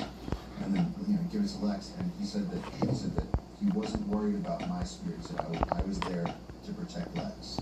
He said Lex was there to do some real work. And so what's interesting is that we both reached this sort of, we both reached the pinnacle of what was happening at the same time. I felt myself I felt it coming. I was like, oh, that's wrong. And all of a sudden my consciousness lifted 6 feet above my body. I was looking down at the Lex, and I got this overwhelmingly calm sensation. And without speaking, the shaman said to me, he said, you're not going to feel this. I know you don't like it. He said, you're just here to support him, so you can vomit now. And so Lex started vomiting, and I started vomiting. But I was watching myself, and I was watching him, and I was just like, this is fine. It doesn't hurt a bit. And it was very, very comforting. And then he came and he started shaking the leaves and singing louder. And he gave everything. We heard it all. And then he brought the crescendo down. And then he calmed, and then he began singing, and then we settled back into the symphonic throb of the night. And then the trip went on for some time. It was interesting that things heightened at that moment, and we went through it together. Oh. So why do you think that you were there to protect Lex? It was just like something you That's what he felt? said. That's what he said to me. And then it was very interesting watching Lex go through his journey. By the end of it, he just got happier and happier. He just liked it more and more. Around I think cup 6, I tapped. After the vomiting, after that thing, it was sort of, again, there's energies floating around. He's singing. It's great, understanding a little bit of the language, because he's singing to his grandfather. He's singing to the spirit of Santiago and the spirit of the anaconda, using the old words for him. Not even saying anaconda. He's saying the other things, Amaramayo, and he's saying Shiwako, and he's talking about so he's doing this and shaking his thing, and you hear the frogs throbbing, and it's all moving through his skin. And so I tapped out after a while, and Lex kept going. He's got an amazing constitution. I think that's the Russian thing. But since then, I can't drink. Really? I can't drink. I can have a cup of wine maybe, but more than that, I feel sick. Like I feel damaged. I have not been able to drink. I haven't had a beer since 2 years ago. So what do you think it is? It just like let you know what it's doing to you? I have no idea. It's just a weird side effect. I keep trying it. I'll smell. I used to love whiskey. I'll smell some whiskey. And I'm like, wow. Really? Oh, So we crack the bottle right now. You turned off. you would it would. It just, I could take a sip of it, but my body would be like, no, red light, no. Yeah. Well, your body's correct. Yeah, but it made me hypersensitive. I noticed from that moment. Did it have the effect with Lex? I don't think so. He still booze it I up. don't think so. Lex goes hard. I'm sure With he's- Andrew Schultz with Lex. Yeah. And then we flew with Whitney Cummings, who's doing the gig in Vegas. And we said, we'll go with you. So it was me, my wife, and Whitney and Lex who flew to Vegas. Yeah. And when I was in Goggins, I called him up. I was like, come meet us at the hotel. Does he party? No. Him and Lex were doing push-ups. They were doing drunk. Lex was drunk, and David wasn't. And Lex wanted to have a push-up competition. God, With God, that's amazing. I mean, but that's why he's nuts, right? Because he's willing to try everything. Yeah. Oh, he's an You know, animal. I mean, the fact that push-up competition with David Goggins, He's just silly. that's hysterical. He's quite a character, that Lex. He told me he's going to Dagestan to train. He's going to go to Dagestan and train with like Khabib's team. Yeah. Good lord, dude. He's like 42. How old is he? That's got to be in his 40s. But early 40s, I think he's still very young. Yeah, but like, Yeah. you're going to go there and train with savages. How old is Khabib? Well, Khabib's retired, but he's probably 35, 45, I guess. Somewhere around there. Yeah. But it's a difference. Let's talk now. Yeah, it's tough now. Let's talk now. Well, he's training those guys down. He's training, he's Chev and Umar and Nurmagomedov, his cousin. He's training some of the best guys alive. So he's running a camp down in Dagestan. Because he's kind of like, it seemed like, at least I wasn't really following his career, but it seemed like he came in like an assassin. Did did some big stuff. Well, his dad died. His dad died during COVID. And sad as after his fuck. dad died, he promised his mother that he was going to stop fighting. Gotcha. Yeah, his dad was a trainer. You know, his dad was a One of the greatest. legendary trainer. And trained Islam, trained Khabib. Anti-ICE protesters take over a church in Minneapolis. Can't stand fucking Ben, fucking Jew, fucking whatever the fuck his name is. Jesus. And, Constantly. No one needs to fucking keep hearing his fucking voice. He fought Justin Gage, he beat him, defended his title, and that was it. Done. But I mean, he's very well regarded now. Oh. His accomplishments in fighting. One of the greatest of all time. Yeah. I mean, there's an argument of who the greatest of all time is. It's very subjective, Sure. but it's certainly in the conversation. One of, I don't think there is a greatest of all time, just based on his accomplishments and also undefeated, but also at the time that he's leaving, John won a world title at 23 and is still like up until he relinquished his heavyweight title recently. He's 36, 37 now. Yeah. No one's beaten him. Crazy. And no one's had a run like that. No one's had a run like that. That's insane. How big is it? John's a heavyweight. Yeah. She's John, I think is 6'3" or 6'4". You know, now he's about 240-ish, but he used to fight at 205. That was his main weight class. That's crazy. Yeah, and so, you know, the conversation of who is the greatest of all time. In my book, Mighty Mouse is in that conversation too. Mighty Mouse is Demetrius Johnson. The problem is he was a very small guy, and so a lot of people disregard the smaller guys in that conversation. But skill-wise, in terms of the expression of mixed martial arts excellence, I put Mighty Mouse in his prime right up there with everybody. Do you think that now your arms are significantly bigger than mine, and I feel like the guys who are good at striking have smaller arms. Like that's yeah, that's Don't you feel like you're swinging around some weight? Well, you are, but you also have a lot more power. Yeah, so when you do connect, that's true. It's conditioning, you know, like the whole thing of swing. It's like, did you develop those arms just doing bicep curl? Yeah. Or did you develop those arms doing functional things? Like constant training that gives you muscle endurance. You know, it all depends. But if you see like a big bulky bodybuilder guy, yeah, that's not good. No, so I feel like our level where we're still athletic and stuff. Yeah. But man, I don't want to put on more. I want to get stronger, but I don't want to put on. Yeah, I more don't mass. do really anything to try to put weight on. Yeah. I don't lift anything heavier than 70 Some pounds. dudes just want to. Yeah, they just want to look big. Yeah, I don't do anything like that. No. I don't. Like I said, the heaviest thing I lift is my body weight. Yeah. You know, I do a lot of body weight stuff. I do a lot of chin ups and dips, and sometimes I do it with a vest. You know, and I do. You know, but with kettlebells, like the heavy, occasionally I'll throw around a 90-pound kettlebell, but the heaviest I really train with is 70. Yeah. But that's plenty. But I don't, like I said, I don't train for size. I just train for function. Strength and function. Yeah. Yeah, it has to me. It's silly. If I don't have range of motion and function, like what am I doing? No, I don't. Yeah, I'm a martial artist. Like my whole thing is to be able to use my body. Yeah. It's not to make it look like I can use it. I'd rather be smaller and more functional than bigger and just look like a big goofy toad. Yeah, I actually try to put on this. I only do. But get thick. Yeah, you get that quick. Yeah. You gotta watch some pasta. People. Online. Can I take a quick view? Yeah. Simply. Murdering. Like you've been having just tons of people. You do them every day? I just keep. I mean, it's not any different than before. It seems like, maybe it's because I'm in the jungle for a few weeks and then I'll like come back and look and I'm like, whoa. Yeah. No, Matt Damon, like, bang. The key is just keep going. Yeah. You know, like, you've run 1,000 miles, right? But you didn't run 1,000 miles in a day. Yeah. You know, you run 10 a day, and then days go on It's and incredible, on though. and on. You get to meet everybody. You meet a lot of people. Yeah. You definitely develop a better understanding of human beings.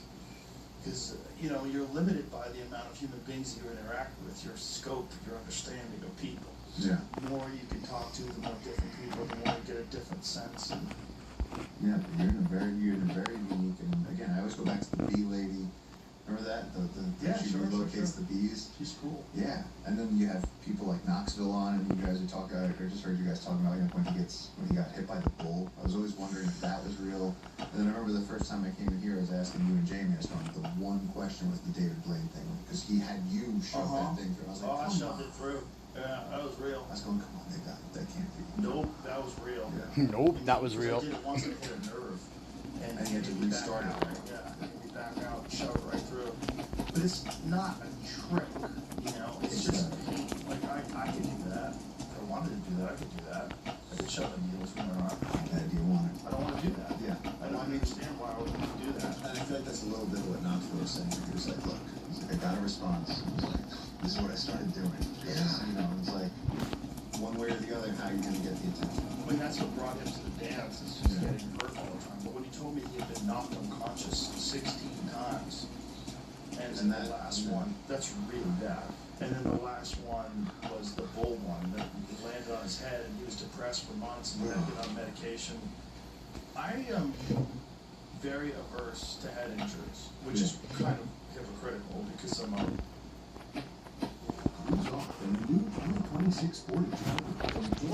Dude, fuck you.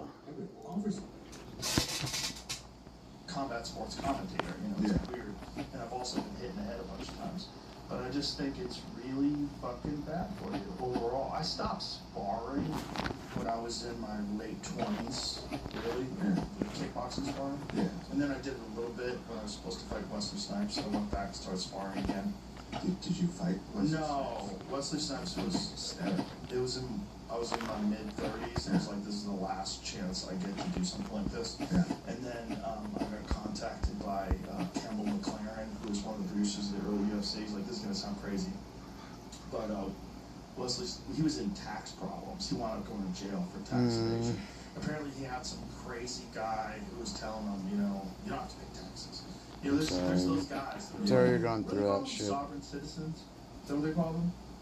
There's a lot of people that give really bad advice, you know. And they got in with someone like Wesley Snipes. And, they tell you, like, they can't prosecute you, it's not in the Constitution. And he believed it because he didn't have access to I don't know, I never talked to Wesley. I don't know, I don't have anything against him. You sure he just wasn't scared of fighting you, so he made up this whole story? No, I think Wesley also might have been embarking on a journey, which gives you a very distorted idea of what you can and can't do. Everything. Yeah, you think you can do everything. I don't know if that's the case. I think it might have been just, well, he's a very legitimate martial artist.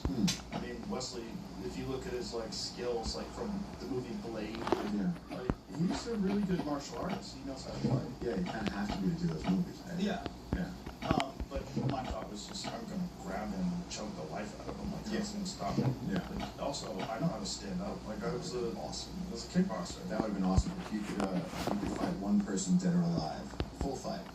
I don't know how to do that. I wouldn't even know. The problem with it really... No, but like theoretically, not you as Joe Rogan the dad, and like just Joe Rogan. It would not be one person. What it would be is start fighting again. It would be fight whoever.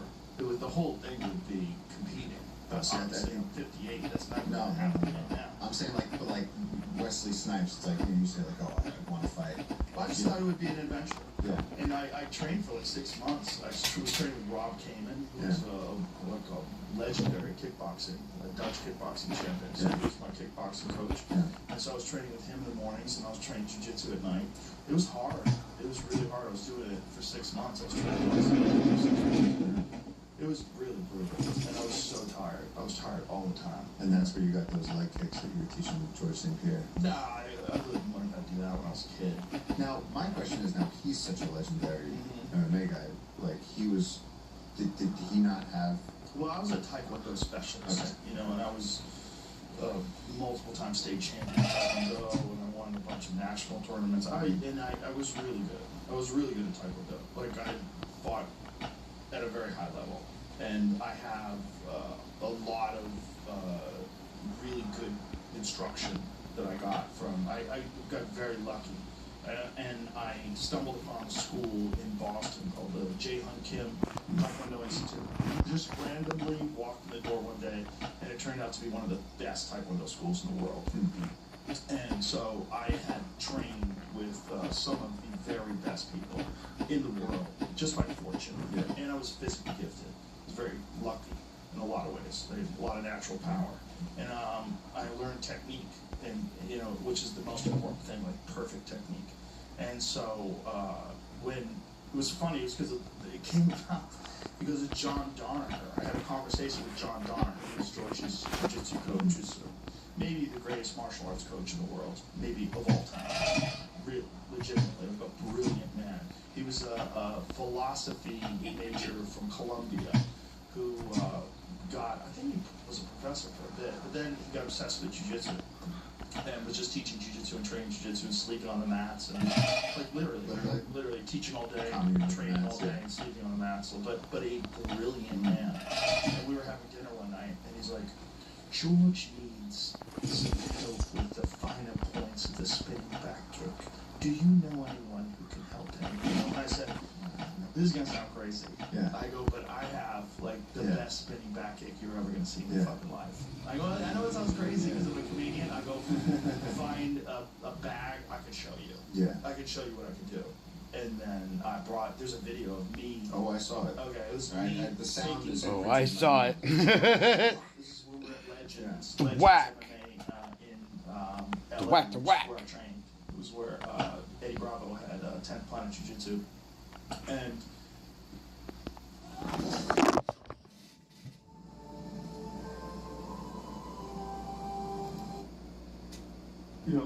I go, okay, let's go downstairs to the Muay Thai corner and I'll show you. And I kick the bag. Man, and I filmed this now. Like he's filmed with a flip phone, which is crazy. Like that's how long ago this was.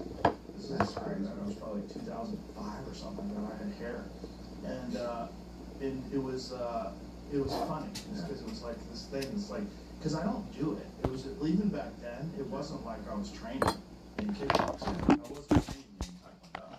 It was just I still had it in me. You keep it. Did it today. You did it today? Yeah. Nice. Yeah. That was an impressive video, and you just go, Jesus, if he's showing this to George St. Pierre, how good is he at this thing? It's like, I used to be really good. Yeah. But I realized Forgot something. 21. Well, I realized that I was going to have to stop because I fought in California. I was living in Boston, I was traveling all over the country and fighting. And I fought in the nationals in California against this guy who was the Illinois state champion, and I knocked him out really bad. It was really bad. I hit him with a real kick in the head, and my heel was sore for days afterwards. And I had a hard time walking from his fucking head. And he never got up. He went down face first, was snoring. And back then my thing was, if I knocked anybody out, I would just act like it was no big deal. I would just turn away and walk away. No celebration. I just walk away like that. That's going to be a dog, guys. And so I walked away, and then I turned to my friend Jungsik, who was my cornerback. I said, "Is he getting out?" He's like, "He's not getting out. He's not getting out. He's out." And then they took him. They put him in a. They took him. They put him in a stretcher, and then they were taking care of him. And for like a half hour, he was still unconscious. And then they took him to the hospital. I have no idea what happened. That I realized it was so bad. It was because he came forward. So what happened was he did, you know what switch kick is? Switch kick is you're standing with your left leg forward and you switch legs and you come like with the left kick. So it's like he's repositioning and then he's moving forward and telegraphed it. And it's his left leg, so I saw that his left leg was coming this way, so I spun with my right heel and I hit him in the head as he was running forward. So it's like multiple. So the force itself of a wheel kick is so powerful. And when you're running into a wheel kick, it's crazy. Like two cars driving. It's like getting hit with a baseball bat that fucking, Mark McGuire swing. It's crazy how much power there is because it's your legs. Your legs carry you around all day. And you torque with your whole body. You fall around and you're hitting with the heel. And there's no padding on your heel and it's not right. I hit him right on the fucking cheek, right on the side of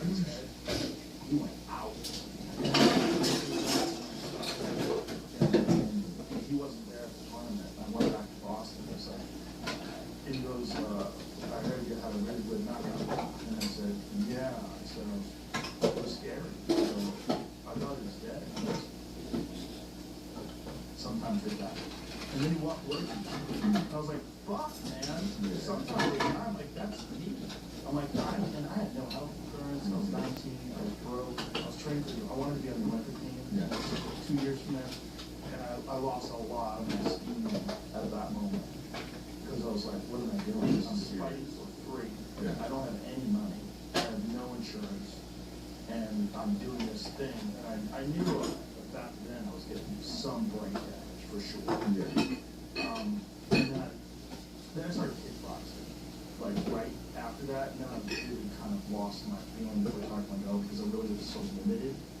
You know, like when I was sparring with kickboxers, I was doing it, and my hands were so limited. So then I started working with this guy, Joe Lake, who was a boxing coach, and that's when I was doing a lot of boxing and a lot of kickboxing. And I was like, man, I'm getting my brains beat in, and I don't know why I'm doing this. You know, like there's no professional. It wasn't like the UFC existed at the time. Yeah. I got offered a kickboxing fight for $500, and I was like, $500. So for $500, I would lose my amateur status. I can never fight in the Olympics, and there's no money in it as a professional. I'm like, what is my future? Am I going to be one? And then I knew guys in the gym that I used to train with, like when I was 19, and then by the time I was like 21, I was seeing brain damage to these guys. Yeah. I was seeing them slurring their words, forgetting what they were saying, repeating themselves. The weird thing is they tell you a story, and then they tell you the same story, like 2 minutes later, and like, you just fucking told me that story. Like, they don't remember. They don't remember anything. And now George St. Pierre is a good example of someone. I feel like he made it out of fighting before. Yes. Like he looks very healthy. He's fine. He's fine. He's fine. But he's... He didn't get hit in the head a lot. He was a fighter, he didn't get hit a lot. All right.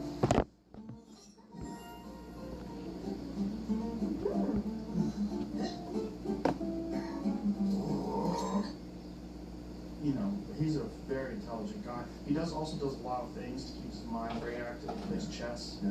You know, and he's very like proactive. But he seems like, even like I've just seen him on social media where he's like, hey guys, this is how I do. Like he's just like a very, seems like very positive, fun, you know, does not He's the seem. best case scenario for both. Another guy in the argument for the all-time great. Yeah. For an all-time great MMA champion who has a successful and happy life outside of it. Didn't end up with the No, shakes. no, he's fine. I mean, I've hung out with him a bunch. I've hung out with him recently. Yeah. He was great. He came to the comedy club. He's actually playing my friend James McCann. They were playing chess in the green room at the Comedy Mothership. It was so cool. We were filming it. The last time I came, I think he had been in there the night before, and I was like, that would have been a trip to meet him. He's amazing. But he's such a sweetheart of a guy. You would never imagine that he's a fucking killer inside the octagon. Yeah. He's such a sweet guy. Yeah. But it's just like for him, it was just this incredible challenge, and he was really good at it. And he just figured out a way to express himself that way, and you know, he's a legend. Like I don't imagine that he was like big on like the trash talk before fights and everything, right? He was probably just like, look, here it is. No, there was no trash talk. He was very respectful. Unless someone was disrespectful to him, and you know, and even then, it wasn't trash talk. No, he always seemed like he was cool. Yeah. He was just doing his thing. No, he was one of the best representatives of the sport of all time, if not the best. No, I like that. Never into trouble outside the octagon. Yeah.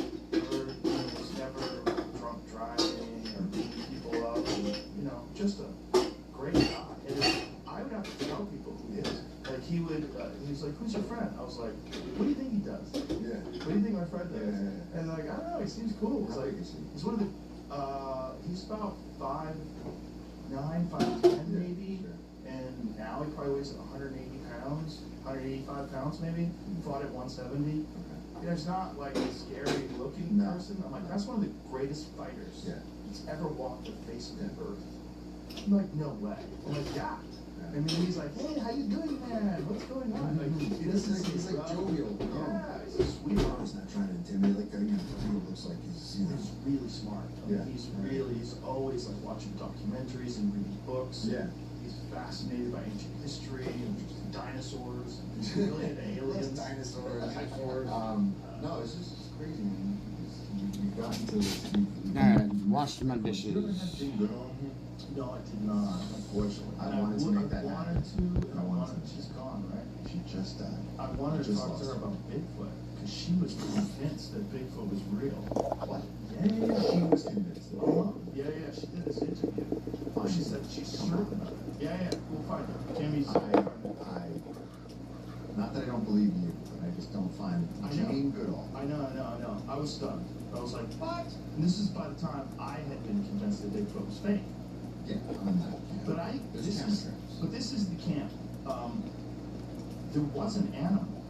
The coexisted with human beings for sure. There was called Gigantopithecus. Yes. You know those. Yeah. So Gigantopithecus, they found bones in an apothecary shop in China in the 1920s or 30s. And an anthropologist found these molars and said, where did you get this? These are primate molars, and they're fucking enormous. Yeah. So like whatever this thing was absolutely huge. So they went to the site where they got it. They found mandible bones that indicated it was bipedal. So it was an upright, walking primate that was 8 to 10 feet tall. Like, what the fuck is this? And so I'm sure you've seen the images of what a Gigantopithecus looked like in comparison to a human being. Yeah. It's in the orangutan family.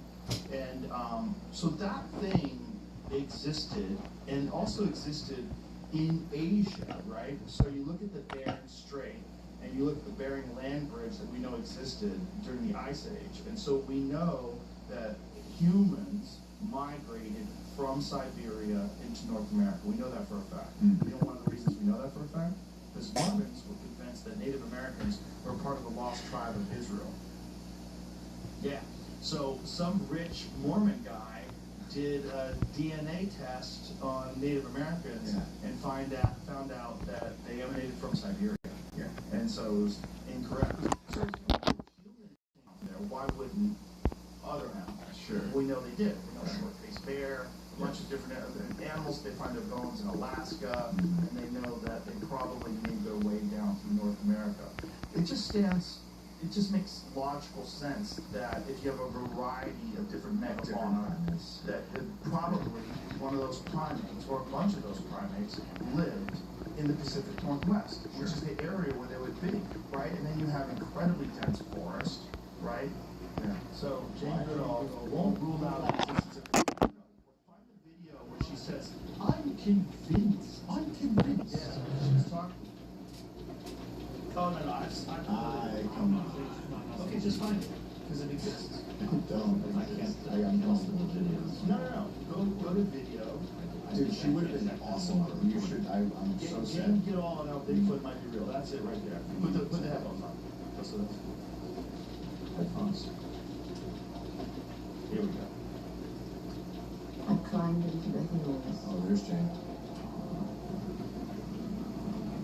This was where I was meant to be. I want to talk to you about something that some would say is fictional, but you would say, well, you don't know for certain, and that's Bigfoot.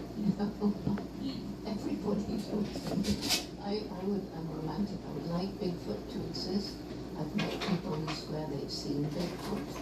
And I think the interesting thing is every single continent there is an equivalent of Bigfoot or Sasquatch. There's the Yeti, there's the Yari in Australia, there's the Chinese wild man, and on and on and on. And, you know, I've had stories from people who, you have to believe them. So, there's something, I don't know what it is. I've always open-minded. What about other mythological creatures? Pause for a second. So they're saying that to her, he's saying that to her, and she said that in reaction to a previous interview that she did. The previous interview that she did, she said, I'm convinced that it exists. Well, you know, you gotta realize this is a lady that lived with primates in an inaccessible area where there's very few human beings, and she had these interactions with them. I don't agree with her, but I think that it exists at one point in time. One of the other reasons why I think it exists is that different Native American tribes put this into complexity. How many different Native American terms were there for a hairy wild man or Bigfoot? And I believe there's more than 80. lot of mythological creatures in Native American culture, right? And so in different tribes, right? But they have a name for this hairy, wild, giant man that lives in the woods. Yeah. They also have, the other thing that's really fascinating is giants. There is a lot of ancient cultures have stories of giants. And Native American tribes have ancient stories of giant races, which, God, it's in the Bible, it's in a bunch of, 40 to 50 separate terms across different languages and regions. Hairy, wild, giant man. No single agreed upon count, but dozens of distinct Native American names for hairy, wild, giant man things, easily over 40 to 50 separate terms across different languages and regions. Interesting. I would love to see the book adventure of Jane Goodall saying, I believe in Bigfoot. So I'm saying that she's like, I'm hoping she's saying that, and as the reason why she's asking that is he had seen the previous interview. See if you find another interview. She was awesome. You know, she's awesome. She's the reason. Her being awesome. It's two stories I tell people. I go, first of all, everyone goes, what's your world like? And I go, no, it's true, because everyone wants to know. And you're controversial. So I was the nicest fucking guy in the world. Said the first time I came, send me a message, you said something about like, hey, don't worry about a thing. Like, I'm here to bring my dog. Like, it was very nice. A little pat on the back. Jane Goodall. I went to a talk when I was like 22 something. I was just writing chapters of my first book, Mother of God, which didn't even have a name yet. And I had chapters in a manila envelope, and I went to a talk that Goodall was giving. I mean, I've been read stories and seen the black and white pictures. So this is like, like Einstein, Abe Lincoln, Jane Goodall. So I'm living his story. And so now she's talking in front of me. I wanted to ask her, because I'd already sent the chapters to the publishers, and they're all been like, kid, none of this is true. No way did you jump on a giant icon, no way did you raise an anteater. They just didn't believe me. And then when it was my turn after hundreds of people, I get to her and she goes, hello, she takes a little picture with you. And I said, would you read these chapters? I said, I would love it, because I loved your stories as a kid. She goes, thank you. She goes inside. 48 hours later, her staff gets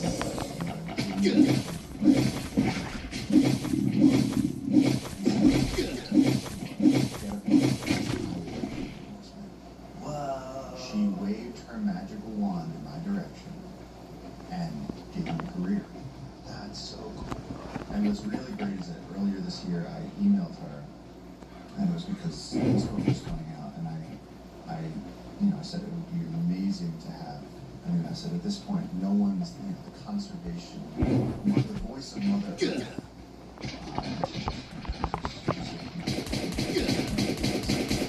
your mission. She was always very. It was like, Luke, believe in yourself. It was like, she was just like, your job is to protect this forest, and it was incredible. That's amazing. And so yeah, right, 6 months ago, I got to tell her, I was like, look, because the last time I'd spoken to her, we were protecting, I think it was like 100,000 acres, and then in the last year we had 30,000 acres to the reserve. And so I said, we're making strides forward. And she just did that. And then, recently we found out that what a legacy.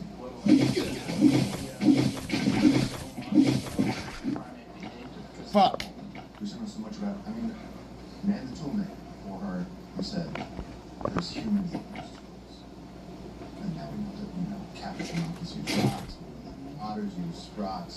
I mean, I've seen elephants use a scratch. I've seen camera trap with an elephant using a tree to knock over an electrical fence.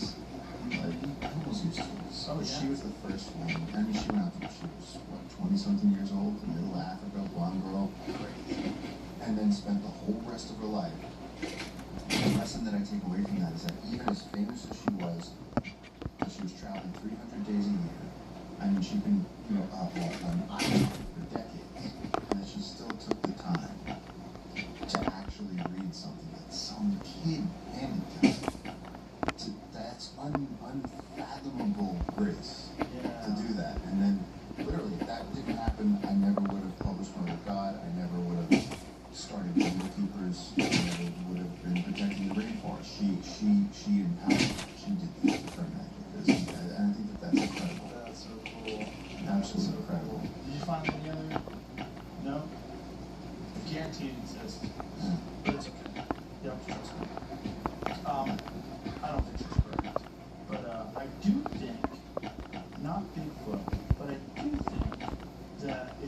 entirely possible that there is a small, hairy, primate-like, human-like primate that exists still.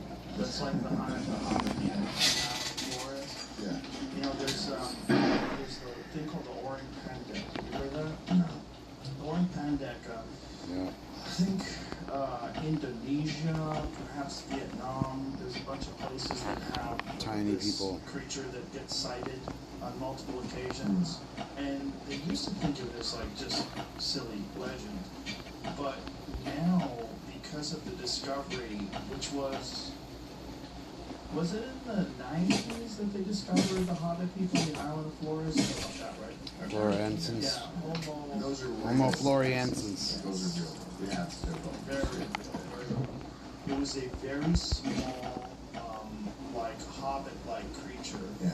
that was a type of primate that was bipedal, that was like a little tiny hairy human being Yeah. that lived at least on the island of Flores, Yeah. but most likely lived in many other places as well.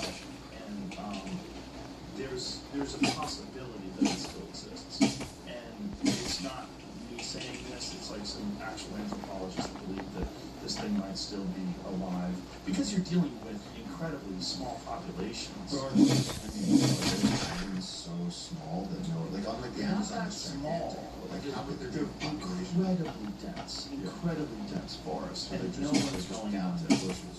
Right, it's like the Tasmanian tiger. I was just gonna say they're like the thylacine. It's like Yeah. they're just big. Exactly. Small populations, there's a lot of sightings of the thylacine. Yeah, but somehow all these sightings it's never clear. No. No, that was the. But it's also, there's no one there. Yeah. Here's the thing, I mean, let's pretend that you saw a wolverine in the Montana woods, like dense Montana woods, Snap. and it's 100 yards away, you see it briefly for a second, you get your phone. You're not gonna, you might have seen it. You might see it You traveling really saw through it. the trees. But like, how are you gonna get it on your phone? No. You're gonna have to, unless you have a Samsung, they don't give you good zoom. Yeah. You're not gonna be able to zoom in. Few phones that are good. Yeah, you're not gonna get good footage, but we know that wolverines are real. But finding a wolverine in the woods, I've talked to hundreds of men who spend a giant portion of their life in the woods, and only a few see wolverines. I would love to see that. Oh, about mountain lions. They're everywhere. I've only seen 3 of them in my entire life. That's wild. But I've probably been around 100 of them and not known. You know, that's what the reaction we got with the tribes was that if you look at uncontacted tribes, my whole life, you look at photos of uncontacted tribes, it was like blurry, crappy, because who was out there? It was like a lot, right? Or was somebody running. Right. And even when I saw them the first time, when I was out on the solo, I was 10 days deep in the jungle, I saw them and I ran for my life. And everyone went, you didn't see them. I mean, I don't mind that. I picture it didn't happen. Right? And so with this, when we started actually showing people what we had, it was like, this has never been, it's like a vision into the Stone Age. Right. I mean, but really not even the Stone Age. Like, Not they're even the using Stone Age. stone tools. They Exactly. just sharpen sticks. Yeah, I showed it to an anthropologist, and he was saying, Stone Age isn't necessarily accurate here. He said, because they're not using stone, they don't have clay pots. He goes, but I mean, My dad disappeared off the face of the earth. This is one of my parents. I'm going to find it. The police need to see this.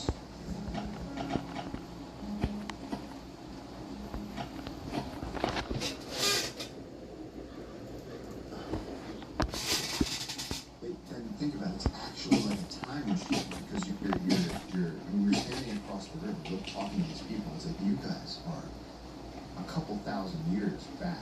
And so it's like, this is such a strange aperture into history. Maybe like 40. Maybe. I feel like somehow to me the number seems like 2. But it's like, we were like little Yeah, but tribes. 2,000 years ago, the Egyptian pyramids were already 2,500 years old. That's true. That's true. But I mean, again, the civilization isn't homogenous, right? Like different, of course. So obviously, there's uncontacted tribes still right now. Yes. That's what's crazy. Yeah. It's like a man with a cell phone from the future filmed people. That's what I'm saying. It felt like that. It felt like this was like a Back to the Future moment where it's like, you know, this is, they have no idea. And my people, thinking of everyone else back home, I was like, don't realize that these people are still out there in the jungle living like this. Right, and probably in the dense forest, there's probably many more of them. There are many more of them. In fact, while we were watching them out front, there was this terrifying moment where we heard something behind us, and it was, which we never saw them, but the women came Lightfoot in behind, and they pulled up all the yucca and the bananas, and they were raiding. So for a second, we were like, there's an ambush.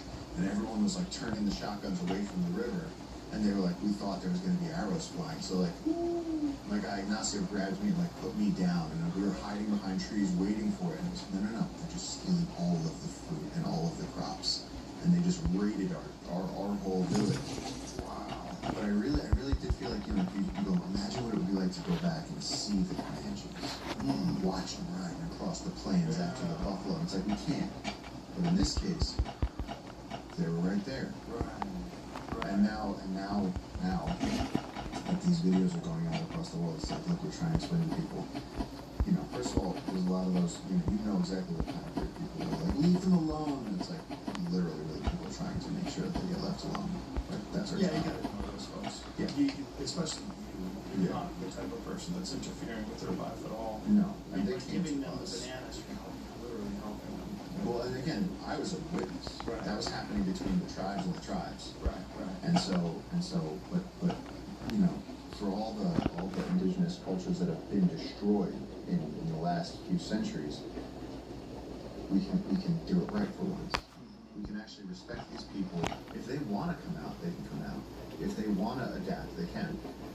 But they need to have forests to live in order to make that decision. Right.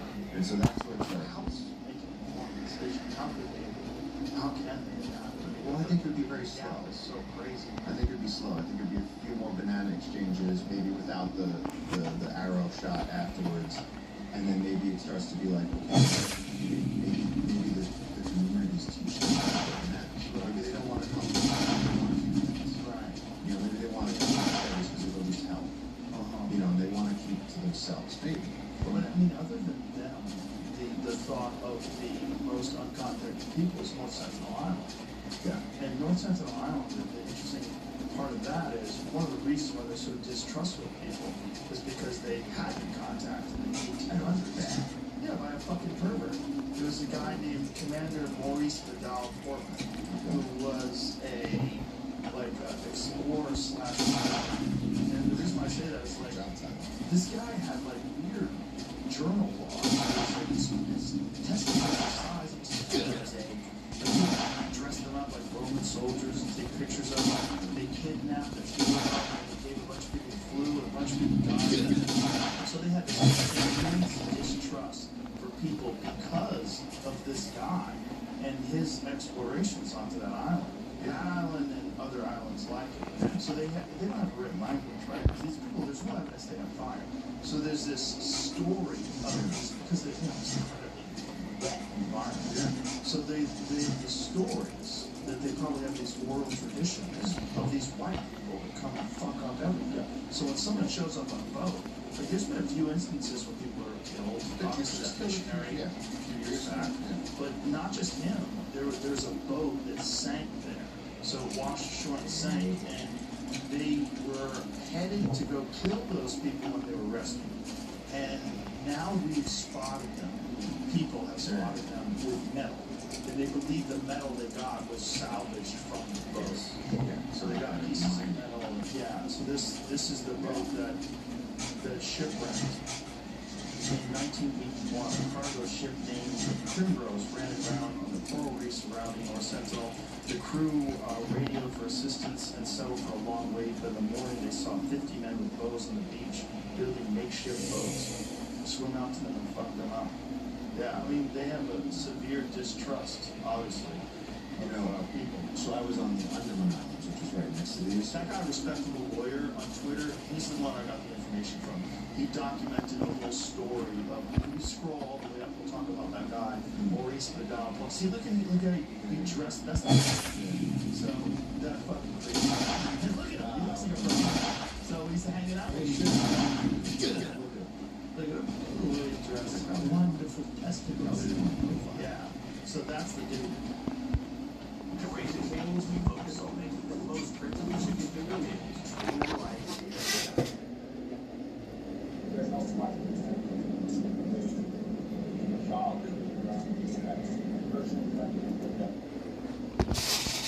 Yeah. He's from the English Royal Navy. Yeah. Portman. Maurice Vidal Portman. Yeah.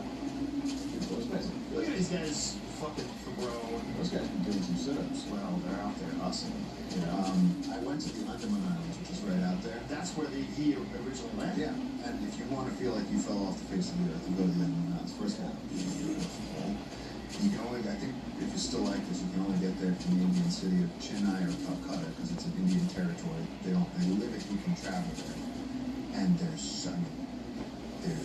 they've brought elephants there because they didn't used to have bulldozers and stuff. So the British brought elephants by boat, and this is old archival photos of them lifting off of like pirate ships, lifting elephants on the rigging and then putting them. And now the Andaman Islands have elephants. Whoa. And there's still people riding around on the elephants, like moving trees off the road and doing things.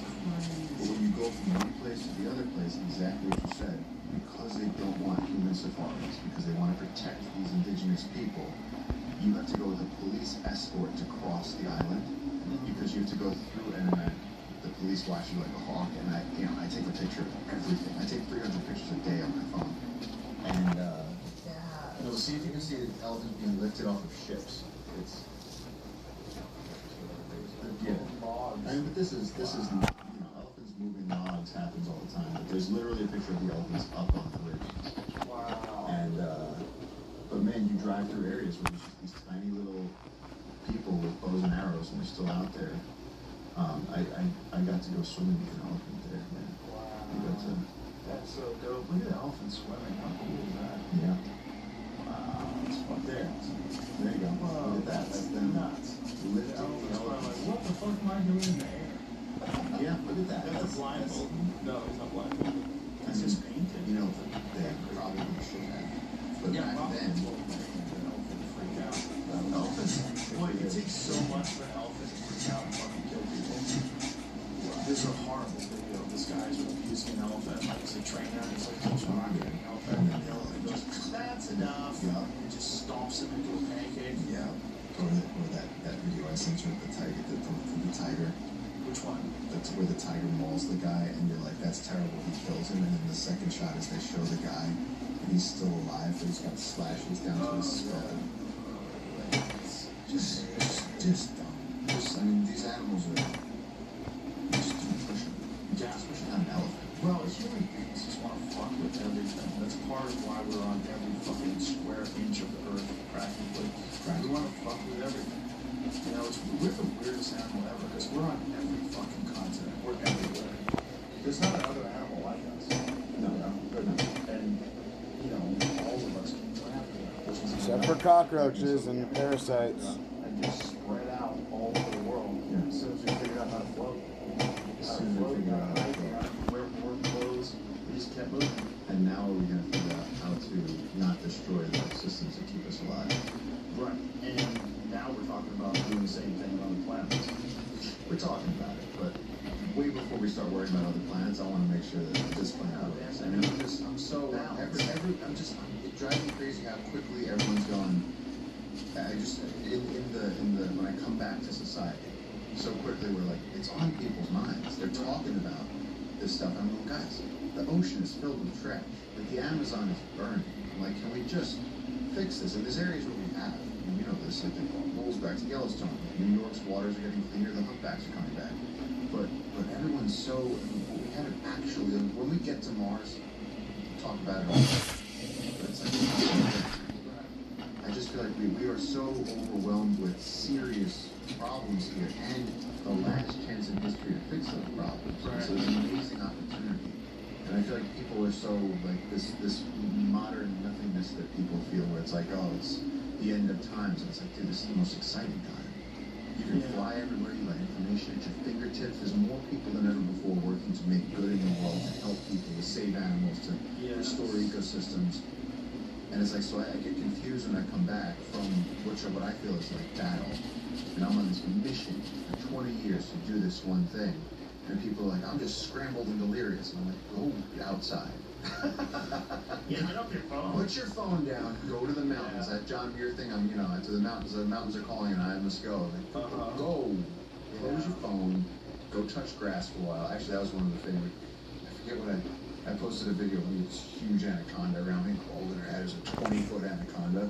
One of the comments was this guy, he was like, dude, you touched enough grass. Go back inside. He touched enough grass.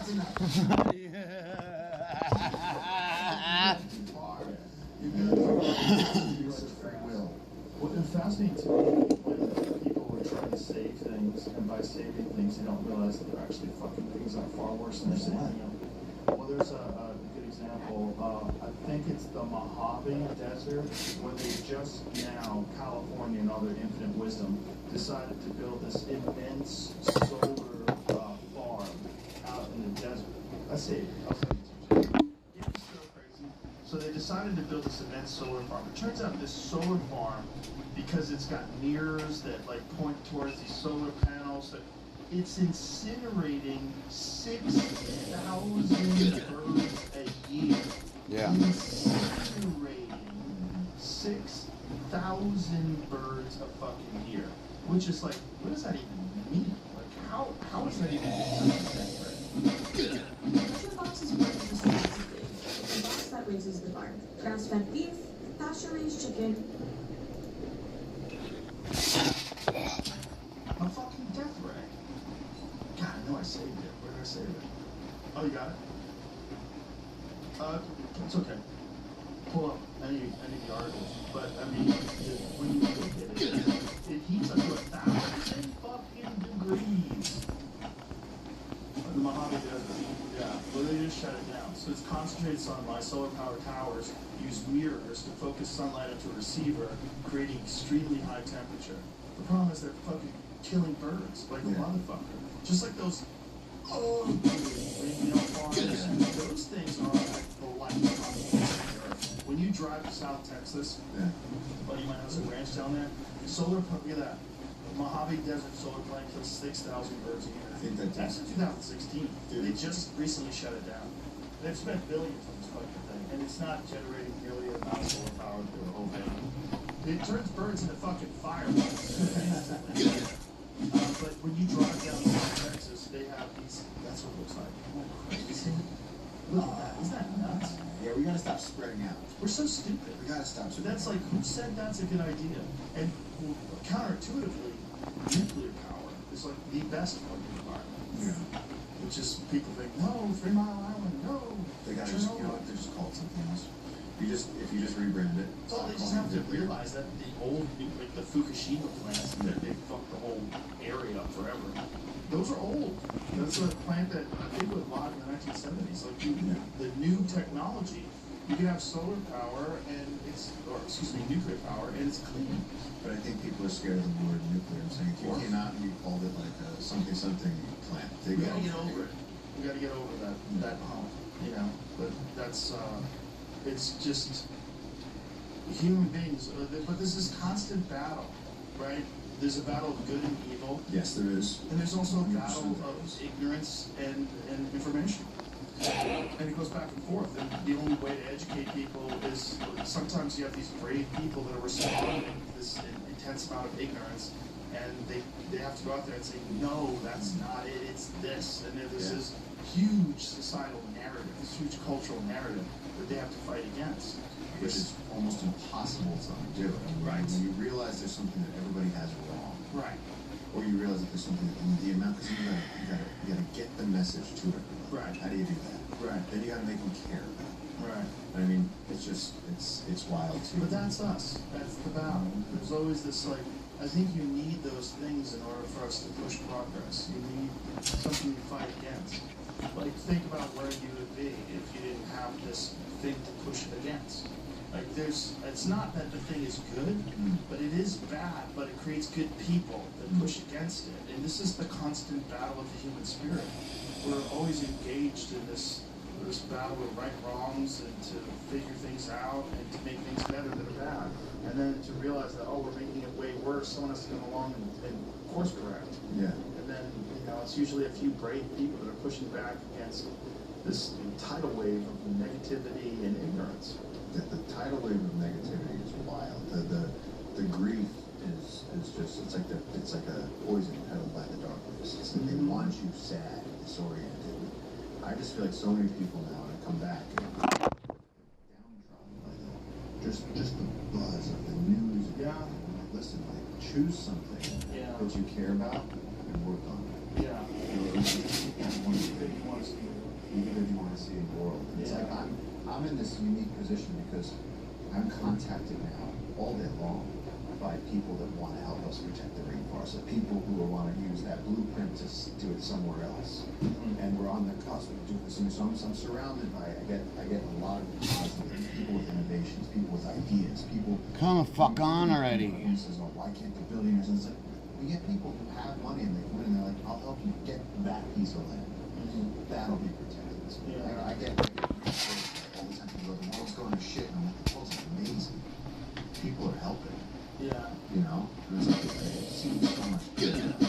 It really is always focusing on that's the very unique thing about today, is that you're inundated with so much information, and we generally tend to gravitate towards the things that are terrifying and the things that are dangerous, that scare us. And so if you're paying attention to the news of literally 8 billion people, Which is not natural. It's not normal. We're supposed to know about our village and maybe the next one.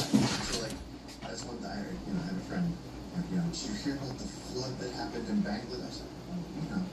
My sympathy, but like, there's always a flood happening. The world is gigantic. There's 8 billion people. Right.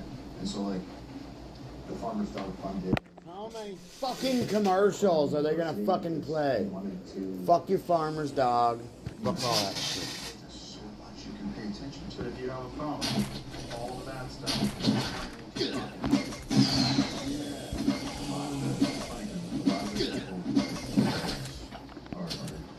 People are worried about the kids. I think the adults are worse. Yeah, a lot of them. Yeah, and a lot of them, they're searching for meaning, and so they find meaning in activism or in pseudo-activism, and yelling about things online, and maybe going out in the street and screaming at people. They think that gives meaning to their life. There's a lot of people who just feel like the meaning is lost.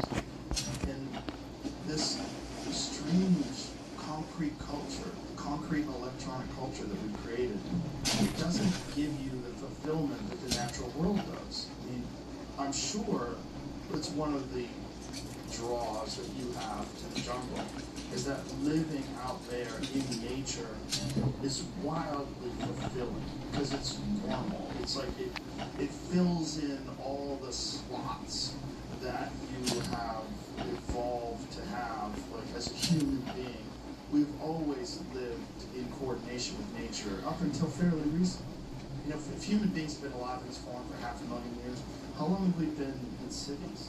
How long have we been in even agriculture? A few thousand years? Temperature controlled. Yeah, crazy. With a little noise box constantly stressing us out. Also, Wi-Fi, EMF signals. I was just reading this fucking crazy thing. Have you paid attention to this, Jamie, about the 49ers?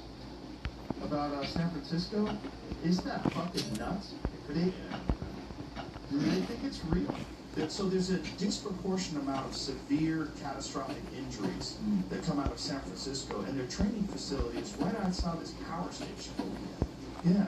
I mean, way more Achilles tendon blown out, way more knees blown out, way more catastrophic ligament tendon ruptures.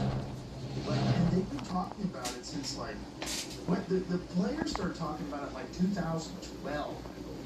And people are like, oh, that's nonsense. And now the stats are in, and you're looking at the amount of injuries that come from this area. It's like it's not normal. And so you think what? If they're getting weakened by the water, by the electricity? Electricity. Yeah, by the EMF. I mean, it's like to what extent? Like, to what extent does LED lights, and to what extent? Let's say, is it minimal? Do you feel it? Is it not? Does it have a long-term effect? Does it take forever until it actually compounds? But they're looking at the data from this one training facility. See if you can find something on it. There's a lot of stories have come out this week about it, where people are starting to gather up all the data and they're like, hey, this is not normal. No. Like, this is a much higher percentage of severe injuries from this one camp, which doesn't make any sense. Looks like that Aaron Brockovich thing, where it's like you find a place where a lot of people are getting the same kind of cancer. It's like there's a reason. So, what does it say here at the top of the article? What's the top of the article? So, is it true? What is this from? How long ago is this? 2 weeks ago. Yes, 2 days ago. Okay.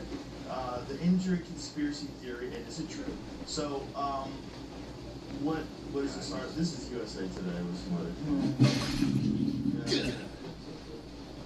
These so-called mechanisms have not been established. Many of the experiments are contradictory. Many of the experiments of exposures to either don't relate specifically to 50 to 60% magnetic fields. It's a topic that will likely resurface or any major injuries during the Super Bowl at Levi Stadium, February 8th in Santa Clara. Is Santa Clara near there? That's where they play the game. But is that the training facility? The idea is that it's near the training facility. Right. So that's where the electrical substation is, and there's the field. I mean, cut this shit. That can't be good. That can't be good. But I don't think it's going to affect the game. You know what I'm saying? I think it's like being there all the time, practicing there all the time is what's going to weaken their bodies. I don't know. Unless that's where they practice, I don't see a large practice. Well, look at the fucking multi.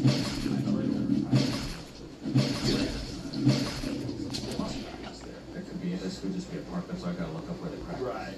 The only arenas will practice next to SoFi. I can't imagine it's good for you. I mean, there's also, okay, we'll find this out. Is there any truth to power lines and people living under power lines having college? There's numerous giant class action lawsuits for people that were living under high tension power lines. And I mean, I actually knew someone who, I mean, I've been to places where I did for my senior project I was doing, where we went to the areas where they were fracking. Remember that documentary where they were lighting the water on fire?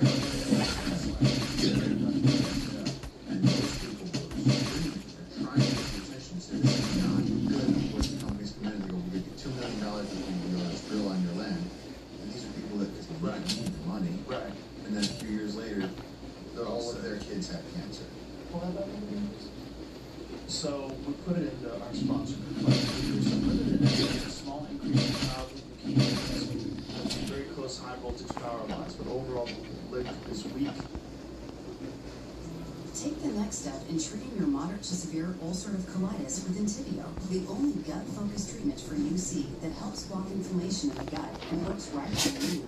Now is the time to talk with your doctor about the results you... Fuck your doctor and fuck fucking all those other drugs. Typically, residential exposures are considered within safety guidelines. So the thing is, like, who is... One of the things about Perplexity or any large language model is you've got to get the information from online and who's publishing this information. So it's like, there's only so much of it that's possibly carcinogenic is a weak category. So it says International Agency for Research in Cancer classifies extremely low frequency magnetic fields like those from power lines as possibly carcinogenic to humans, mainly because of the childhood leukemia data. Fuck that. That's wild. It just that. I would never buy a house.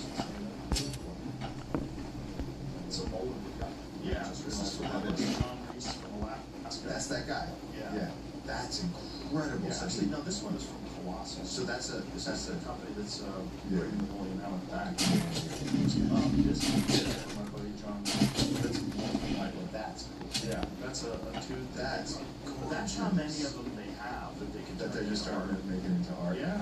Wow. Fully validated. I know that's nuts. And that something 10,000 years ago used that to mash down vegetables. Wow, that is a gorgeous. You know about the boneyard, right? Yeah, no, you the first time you told me all about it. Incredible place. Shout out to my boy John Reeves. Yeah, I would love to go there. Oh, you should, dude. I would love It's to. That's pretty just so incredible. fascinating. Yeah, the Colossal guys have been up there.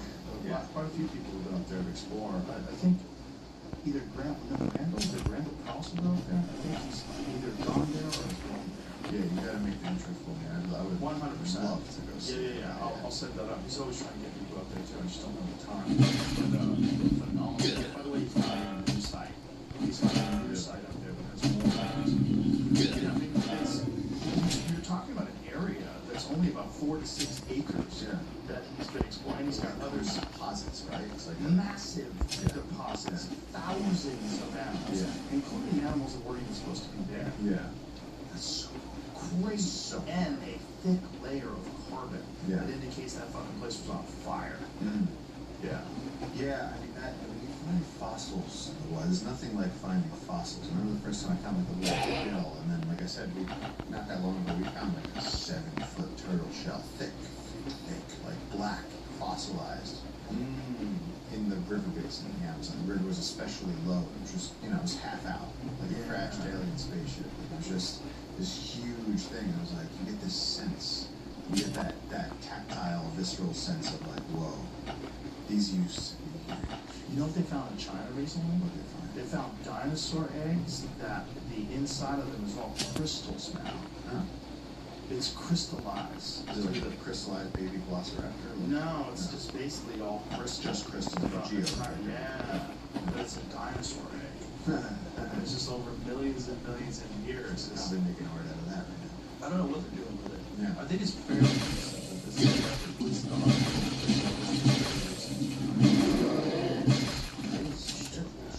oh, it's so much cool shit in the world. It's such a cool planet. So here it is. Yeah. 70 million year old dinosaur egg contains surprising a sparkling crystal. Surprise. Isn't that nuts? It's turned into crystals. Grapefruit-sized dinosaur egg from a fossil bed in China.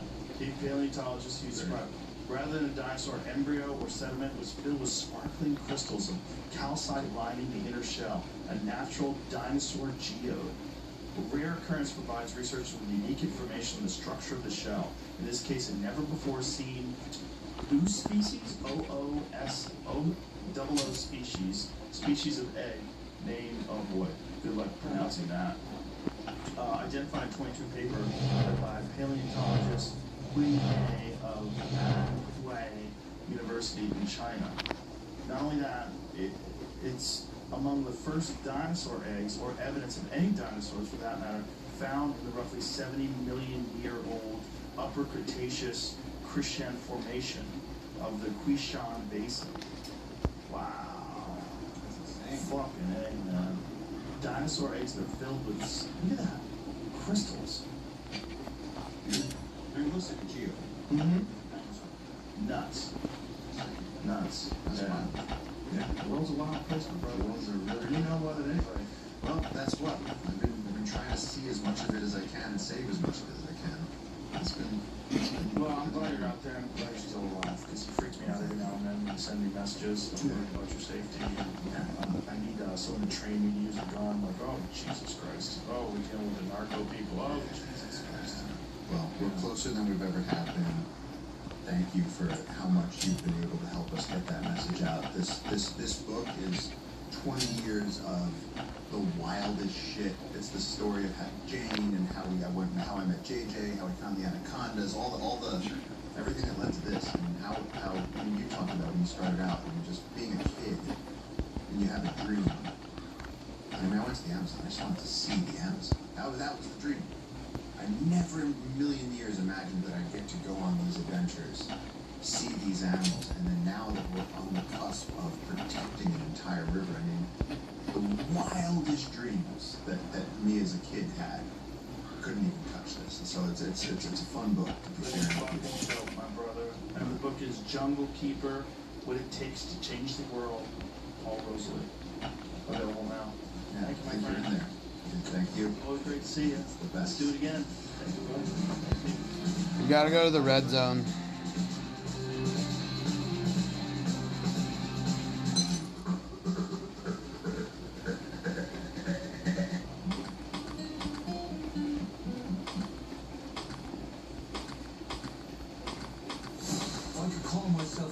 And maybe House Targaryen would take me. Targaryens, the tyrants. So, how could I die?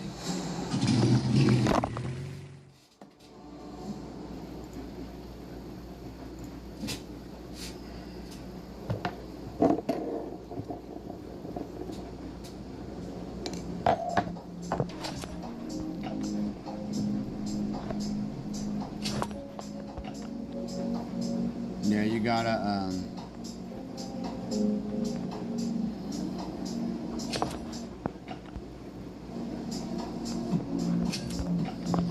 you gotta go to the red zone and run around. They'll show up. You have to do it for the hunter's task too, so.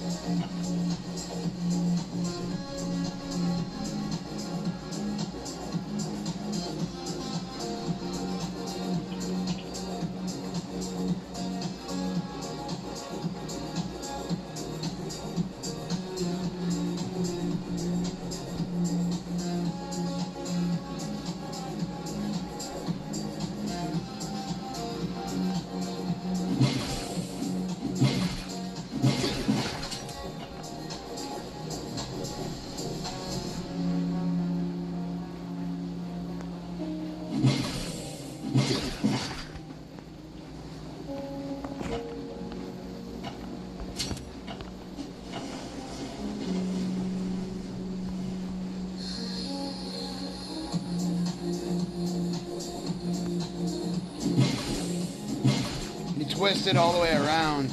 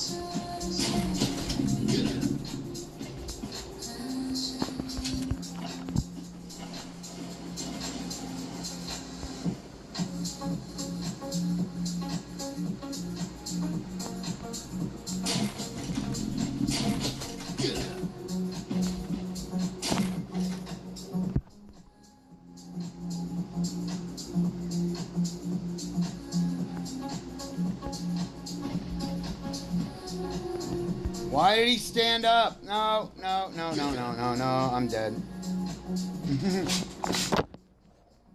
I'm gonna go to that other one to get fucking some mushrooms. That's what I gotta do.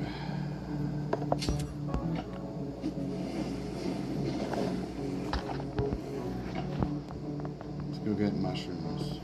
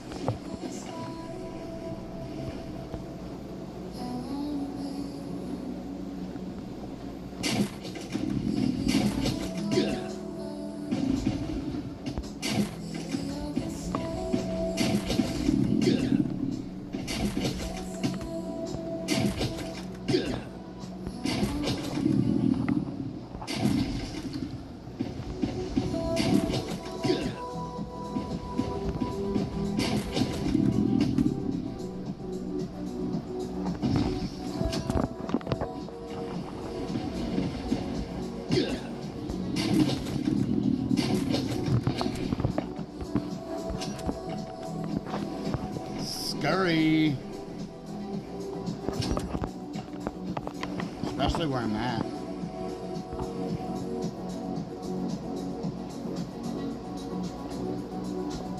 Looking for mushrooms.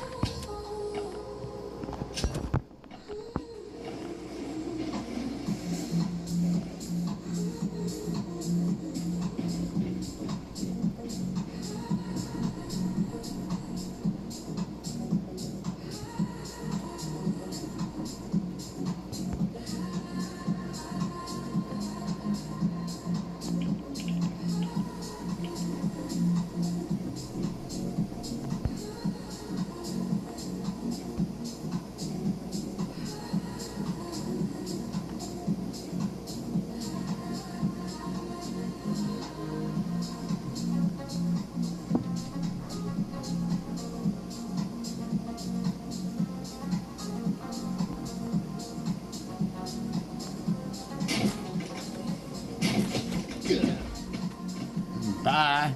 We got some. We're done with that.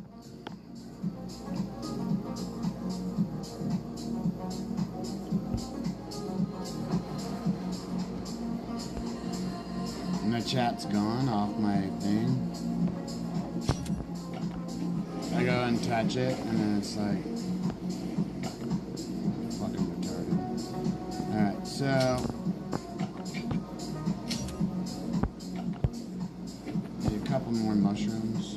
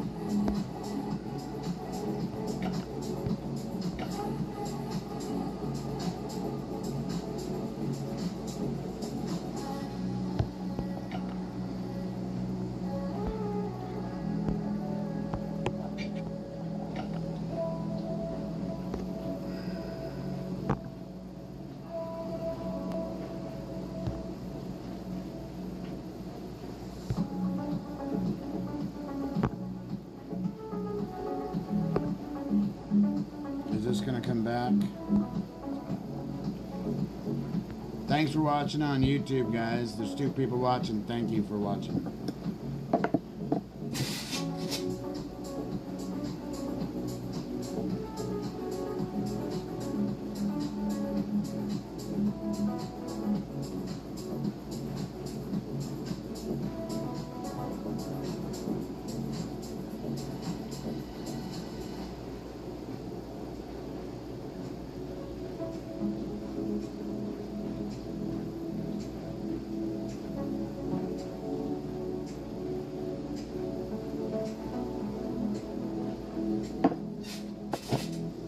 Saw a TV outside, a pretty fucking big one. I'm gonna go grab it and see if it plugs in or not.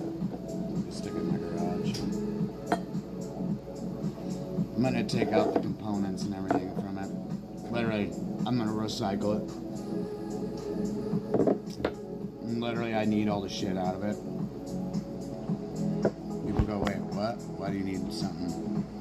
Why do you need a fucking old TV? I told them I need microwaves.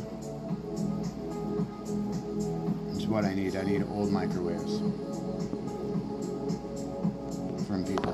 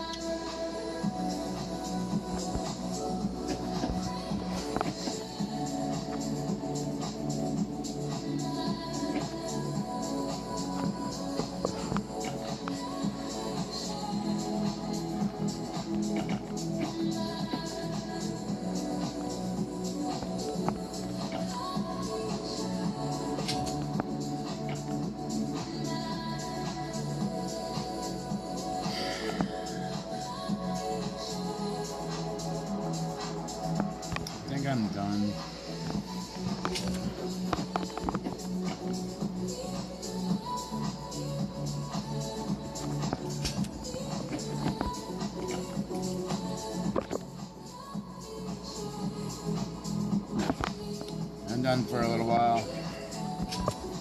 Really got nothing shit to do.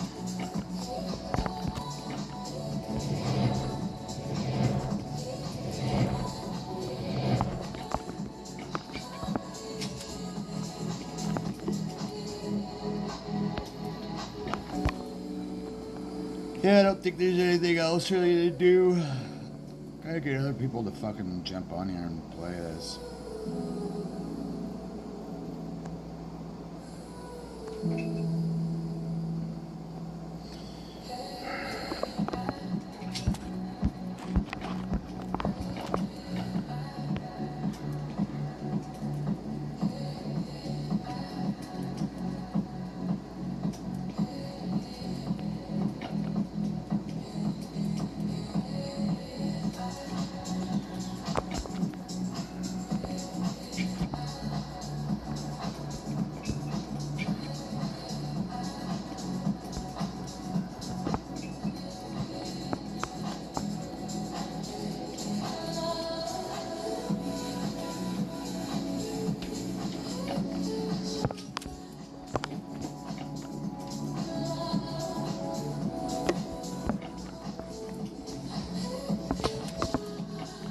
Let's pop out of here and call it. Yeah, I'm gonna do the bathroom and do a couple things before that little one gets here. Oh, so yeah, we're just gonna flip. Yeah, nothing to do there. Literally, like, I'm gonna get mushrooms, so I'm not gonna play fuck around games. Hunting grounds. Oh, I'm at the hunting.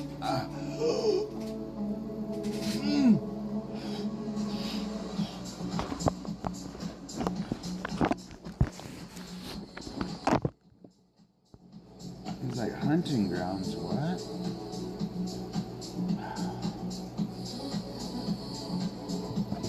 Because it reset. Dog.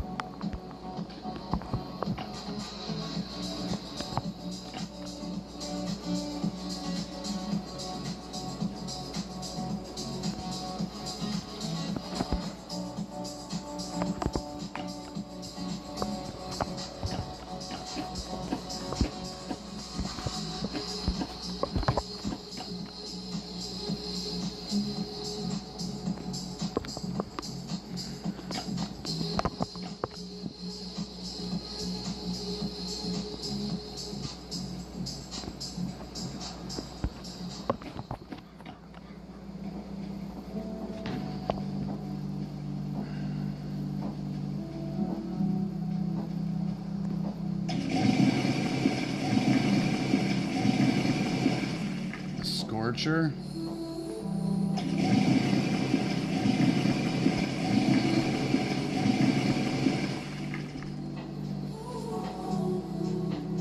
have to leave my dog at home. I'm doing boars.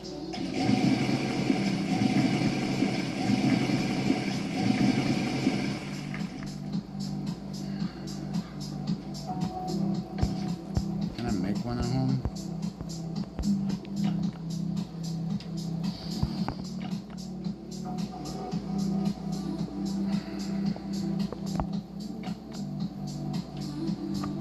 Alright, so I already know I'm out of this. I'm just gonna grab one. It sucks, but I'm out of it, so I need it to make a scorcher, so we can't even make this yet. So I gotta make a fucking scorcher.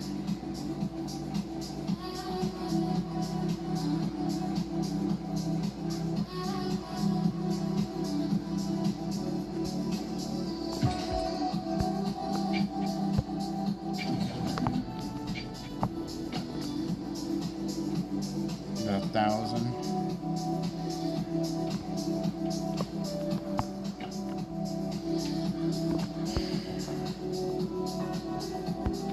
Level 20.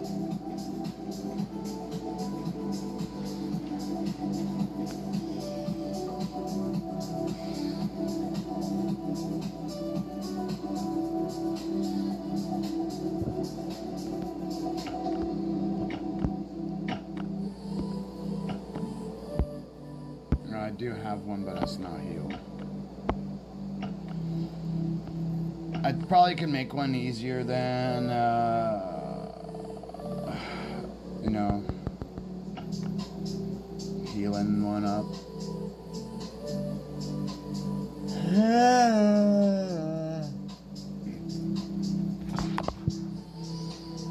Let's see what we're gonna do now.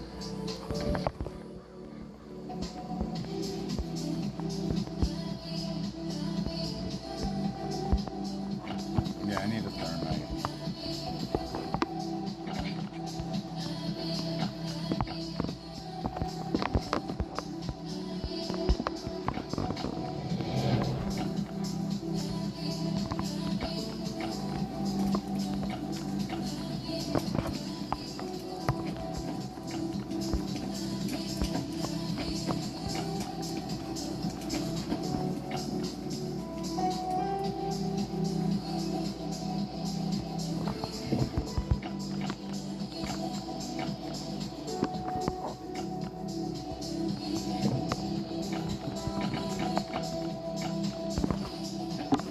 That drill's toast.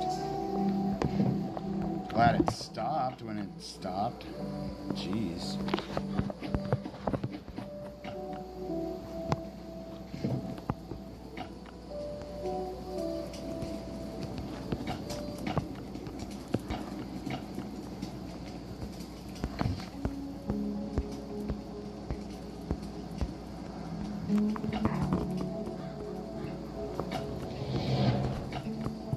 Alright, so I'm never, ever healing these again.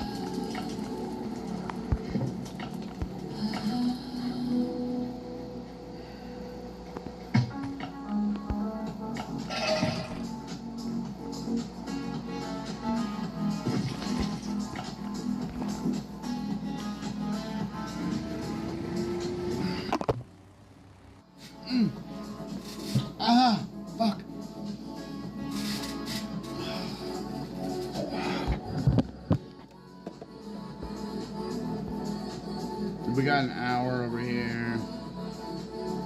So we're gonna come back here.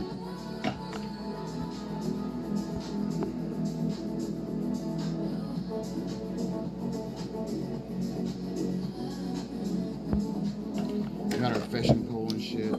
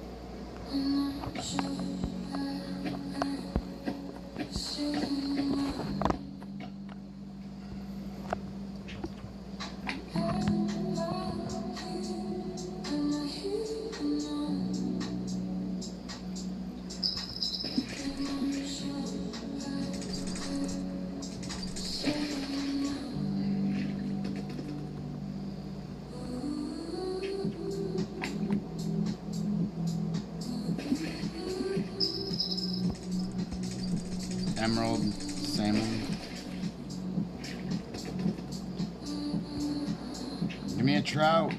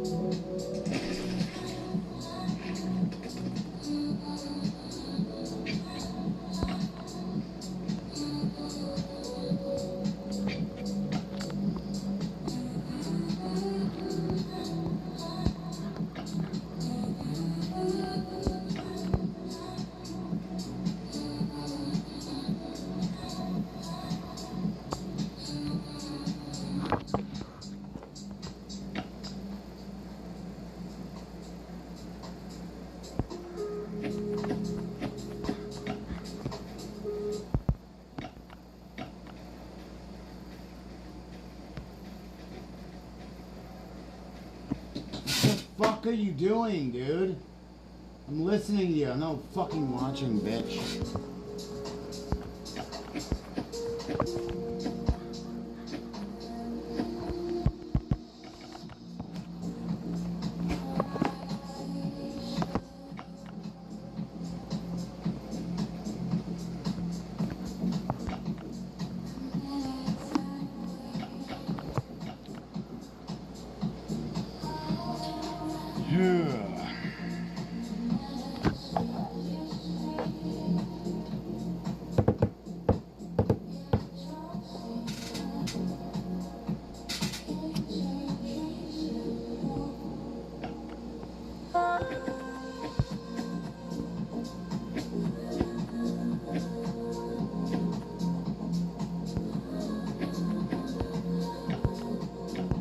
I gotta do this one task.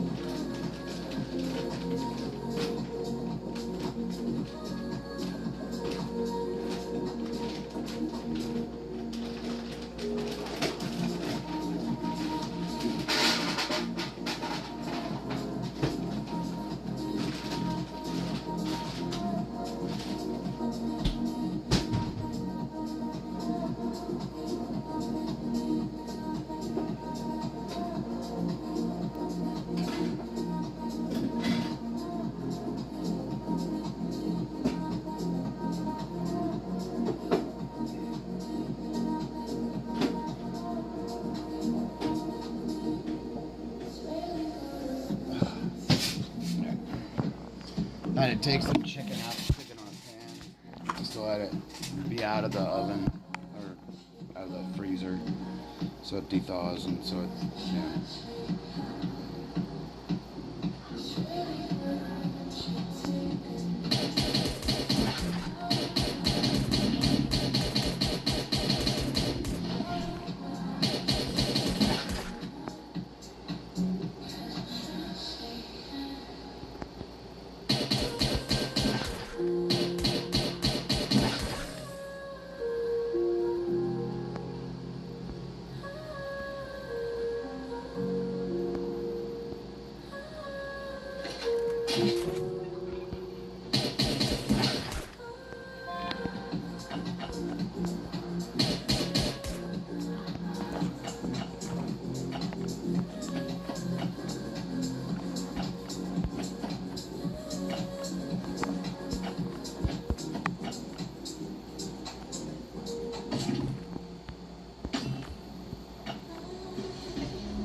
Fucking knew it. Oh well. So now we gotta go kill a fucking wolf.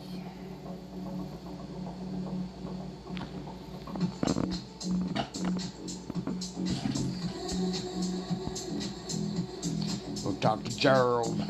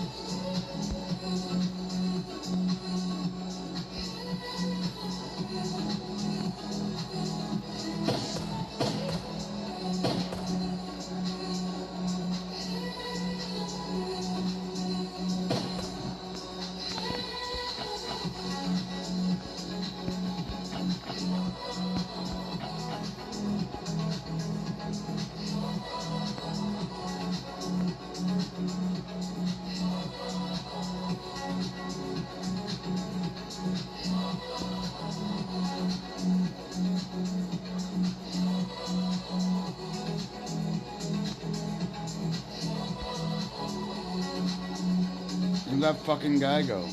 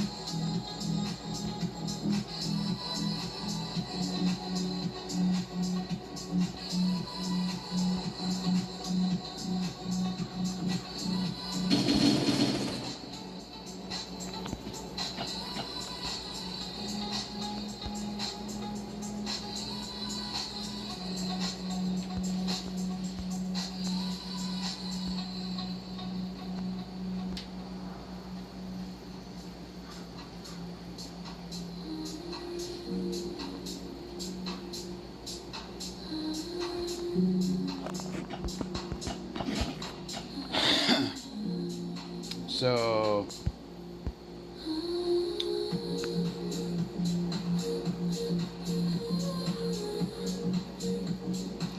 where do I place the bait at?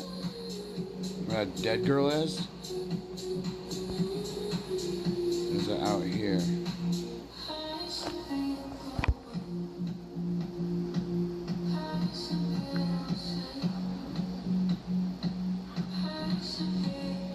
Where do I place the fucking bait? I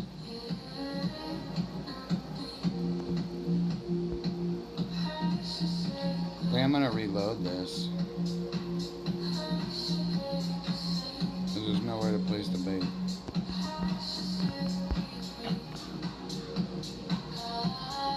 I don't see a stick. I don't see shit. There's no little thing.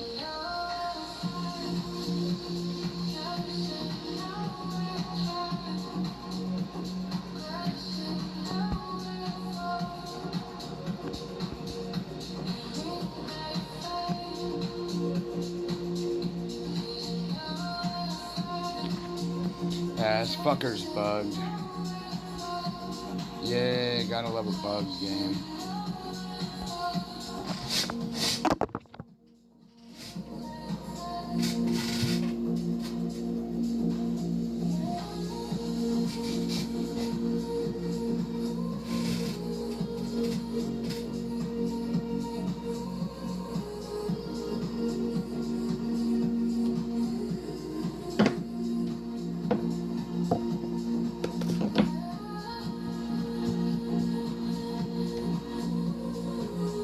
Dude, play, bitch. I touched it.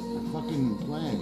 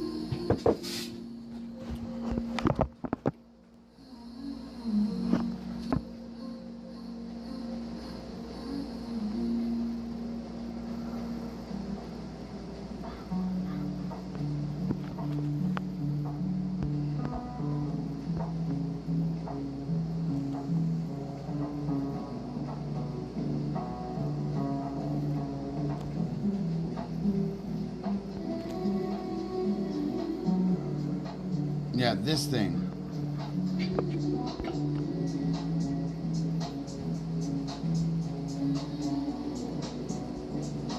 The shit was bugged because the guy got stuck up in the top there.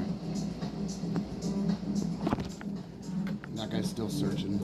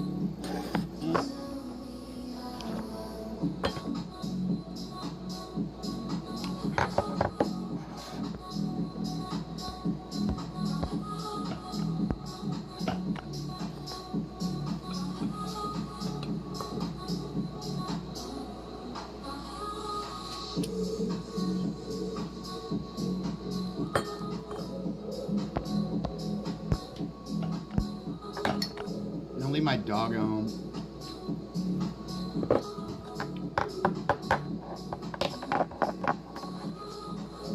Might have wasted energy, I just don't even care. We got gas.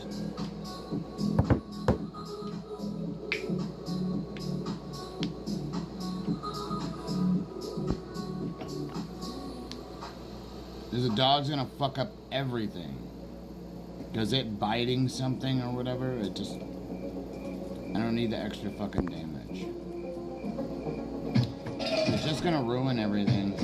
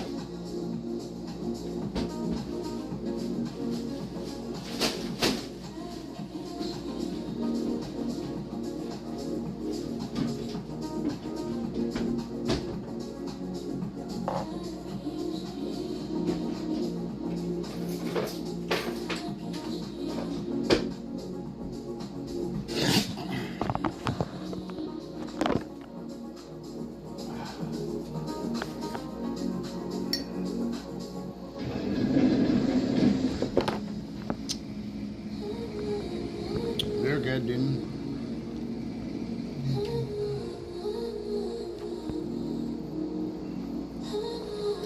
Did my raid, did all the other sport, did some spore stuff. Now I gotta go kill some boars. So I put my dog away. So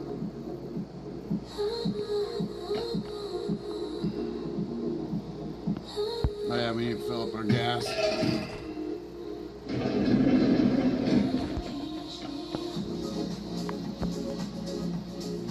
I had like a halfway decent raid.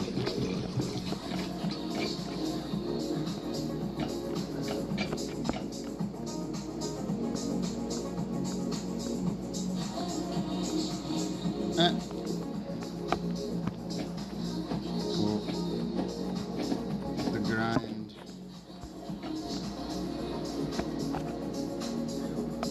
I gotta go kill the, or go gather the fox boss or whatever it is. That black fox. So, we kicked our dog out. We don't have our dog with us. So.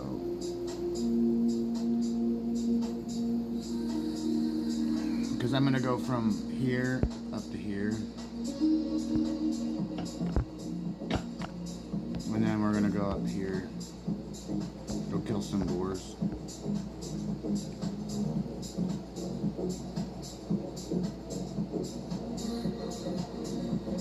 Nice, yeah.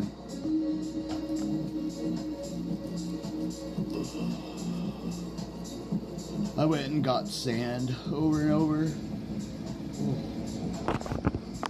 When they have that zone that's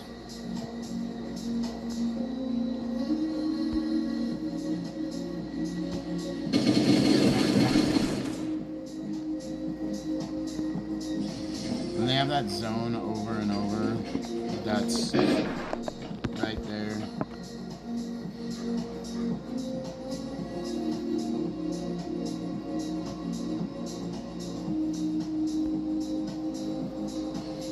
Let's go back and forth from there at the boat.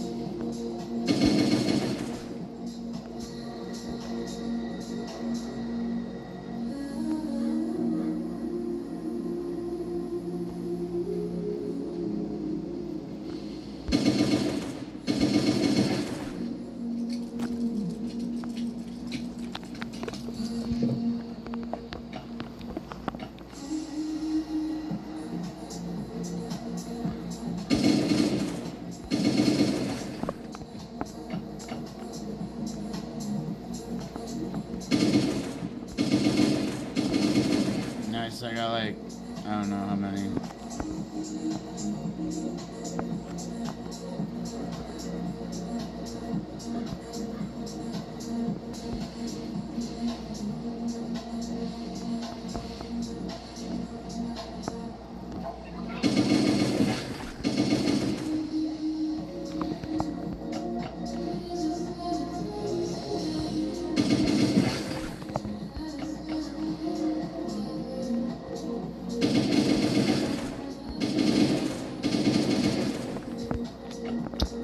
Yeah, we're not supposed to even kill this thing, you're just supposed to collect it.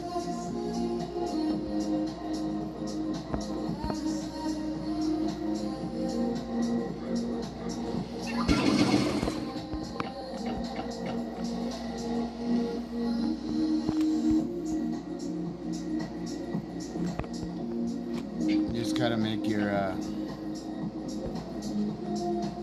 thing.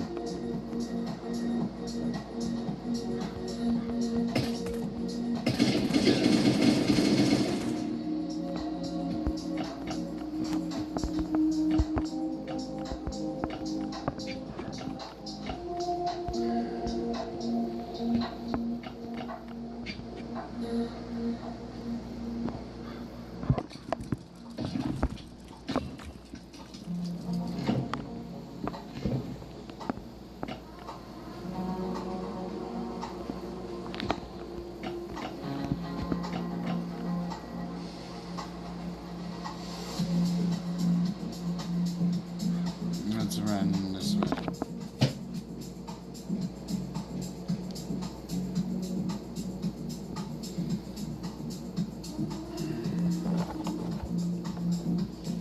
So I'm gonna put those traps out.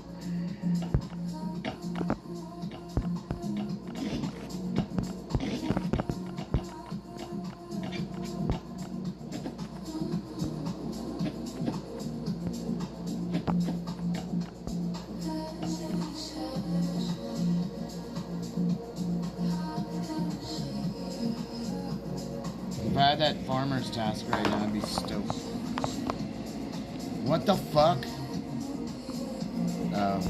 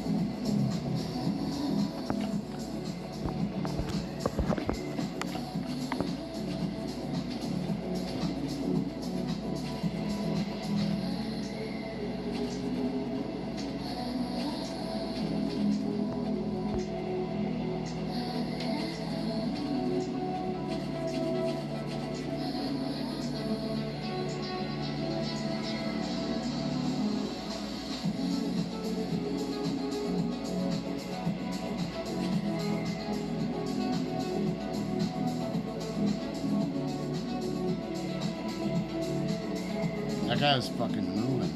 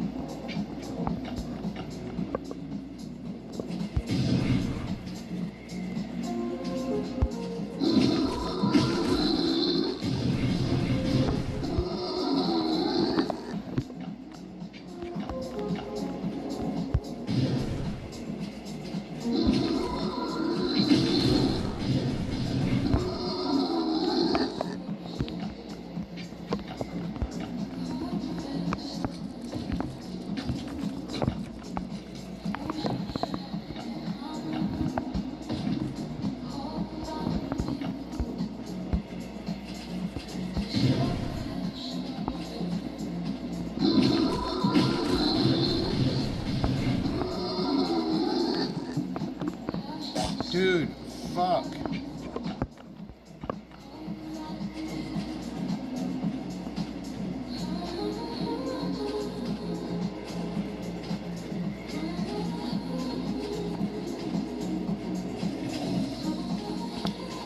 I think I got all the boars out of here.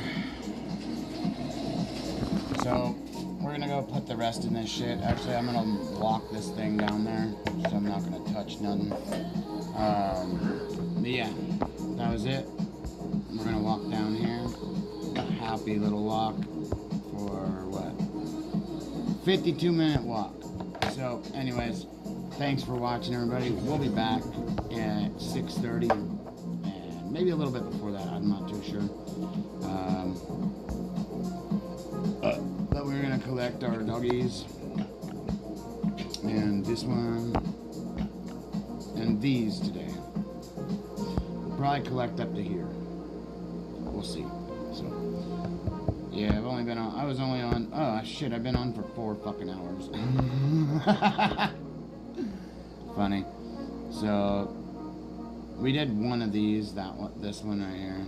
But we cleared all that shit. I just needed to get all those. Just need to get these boar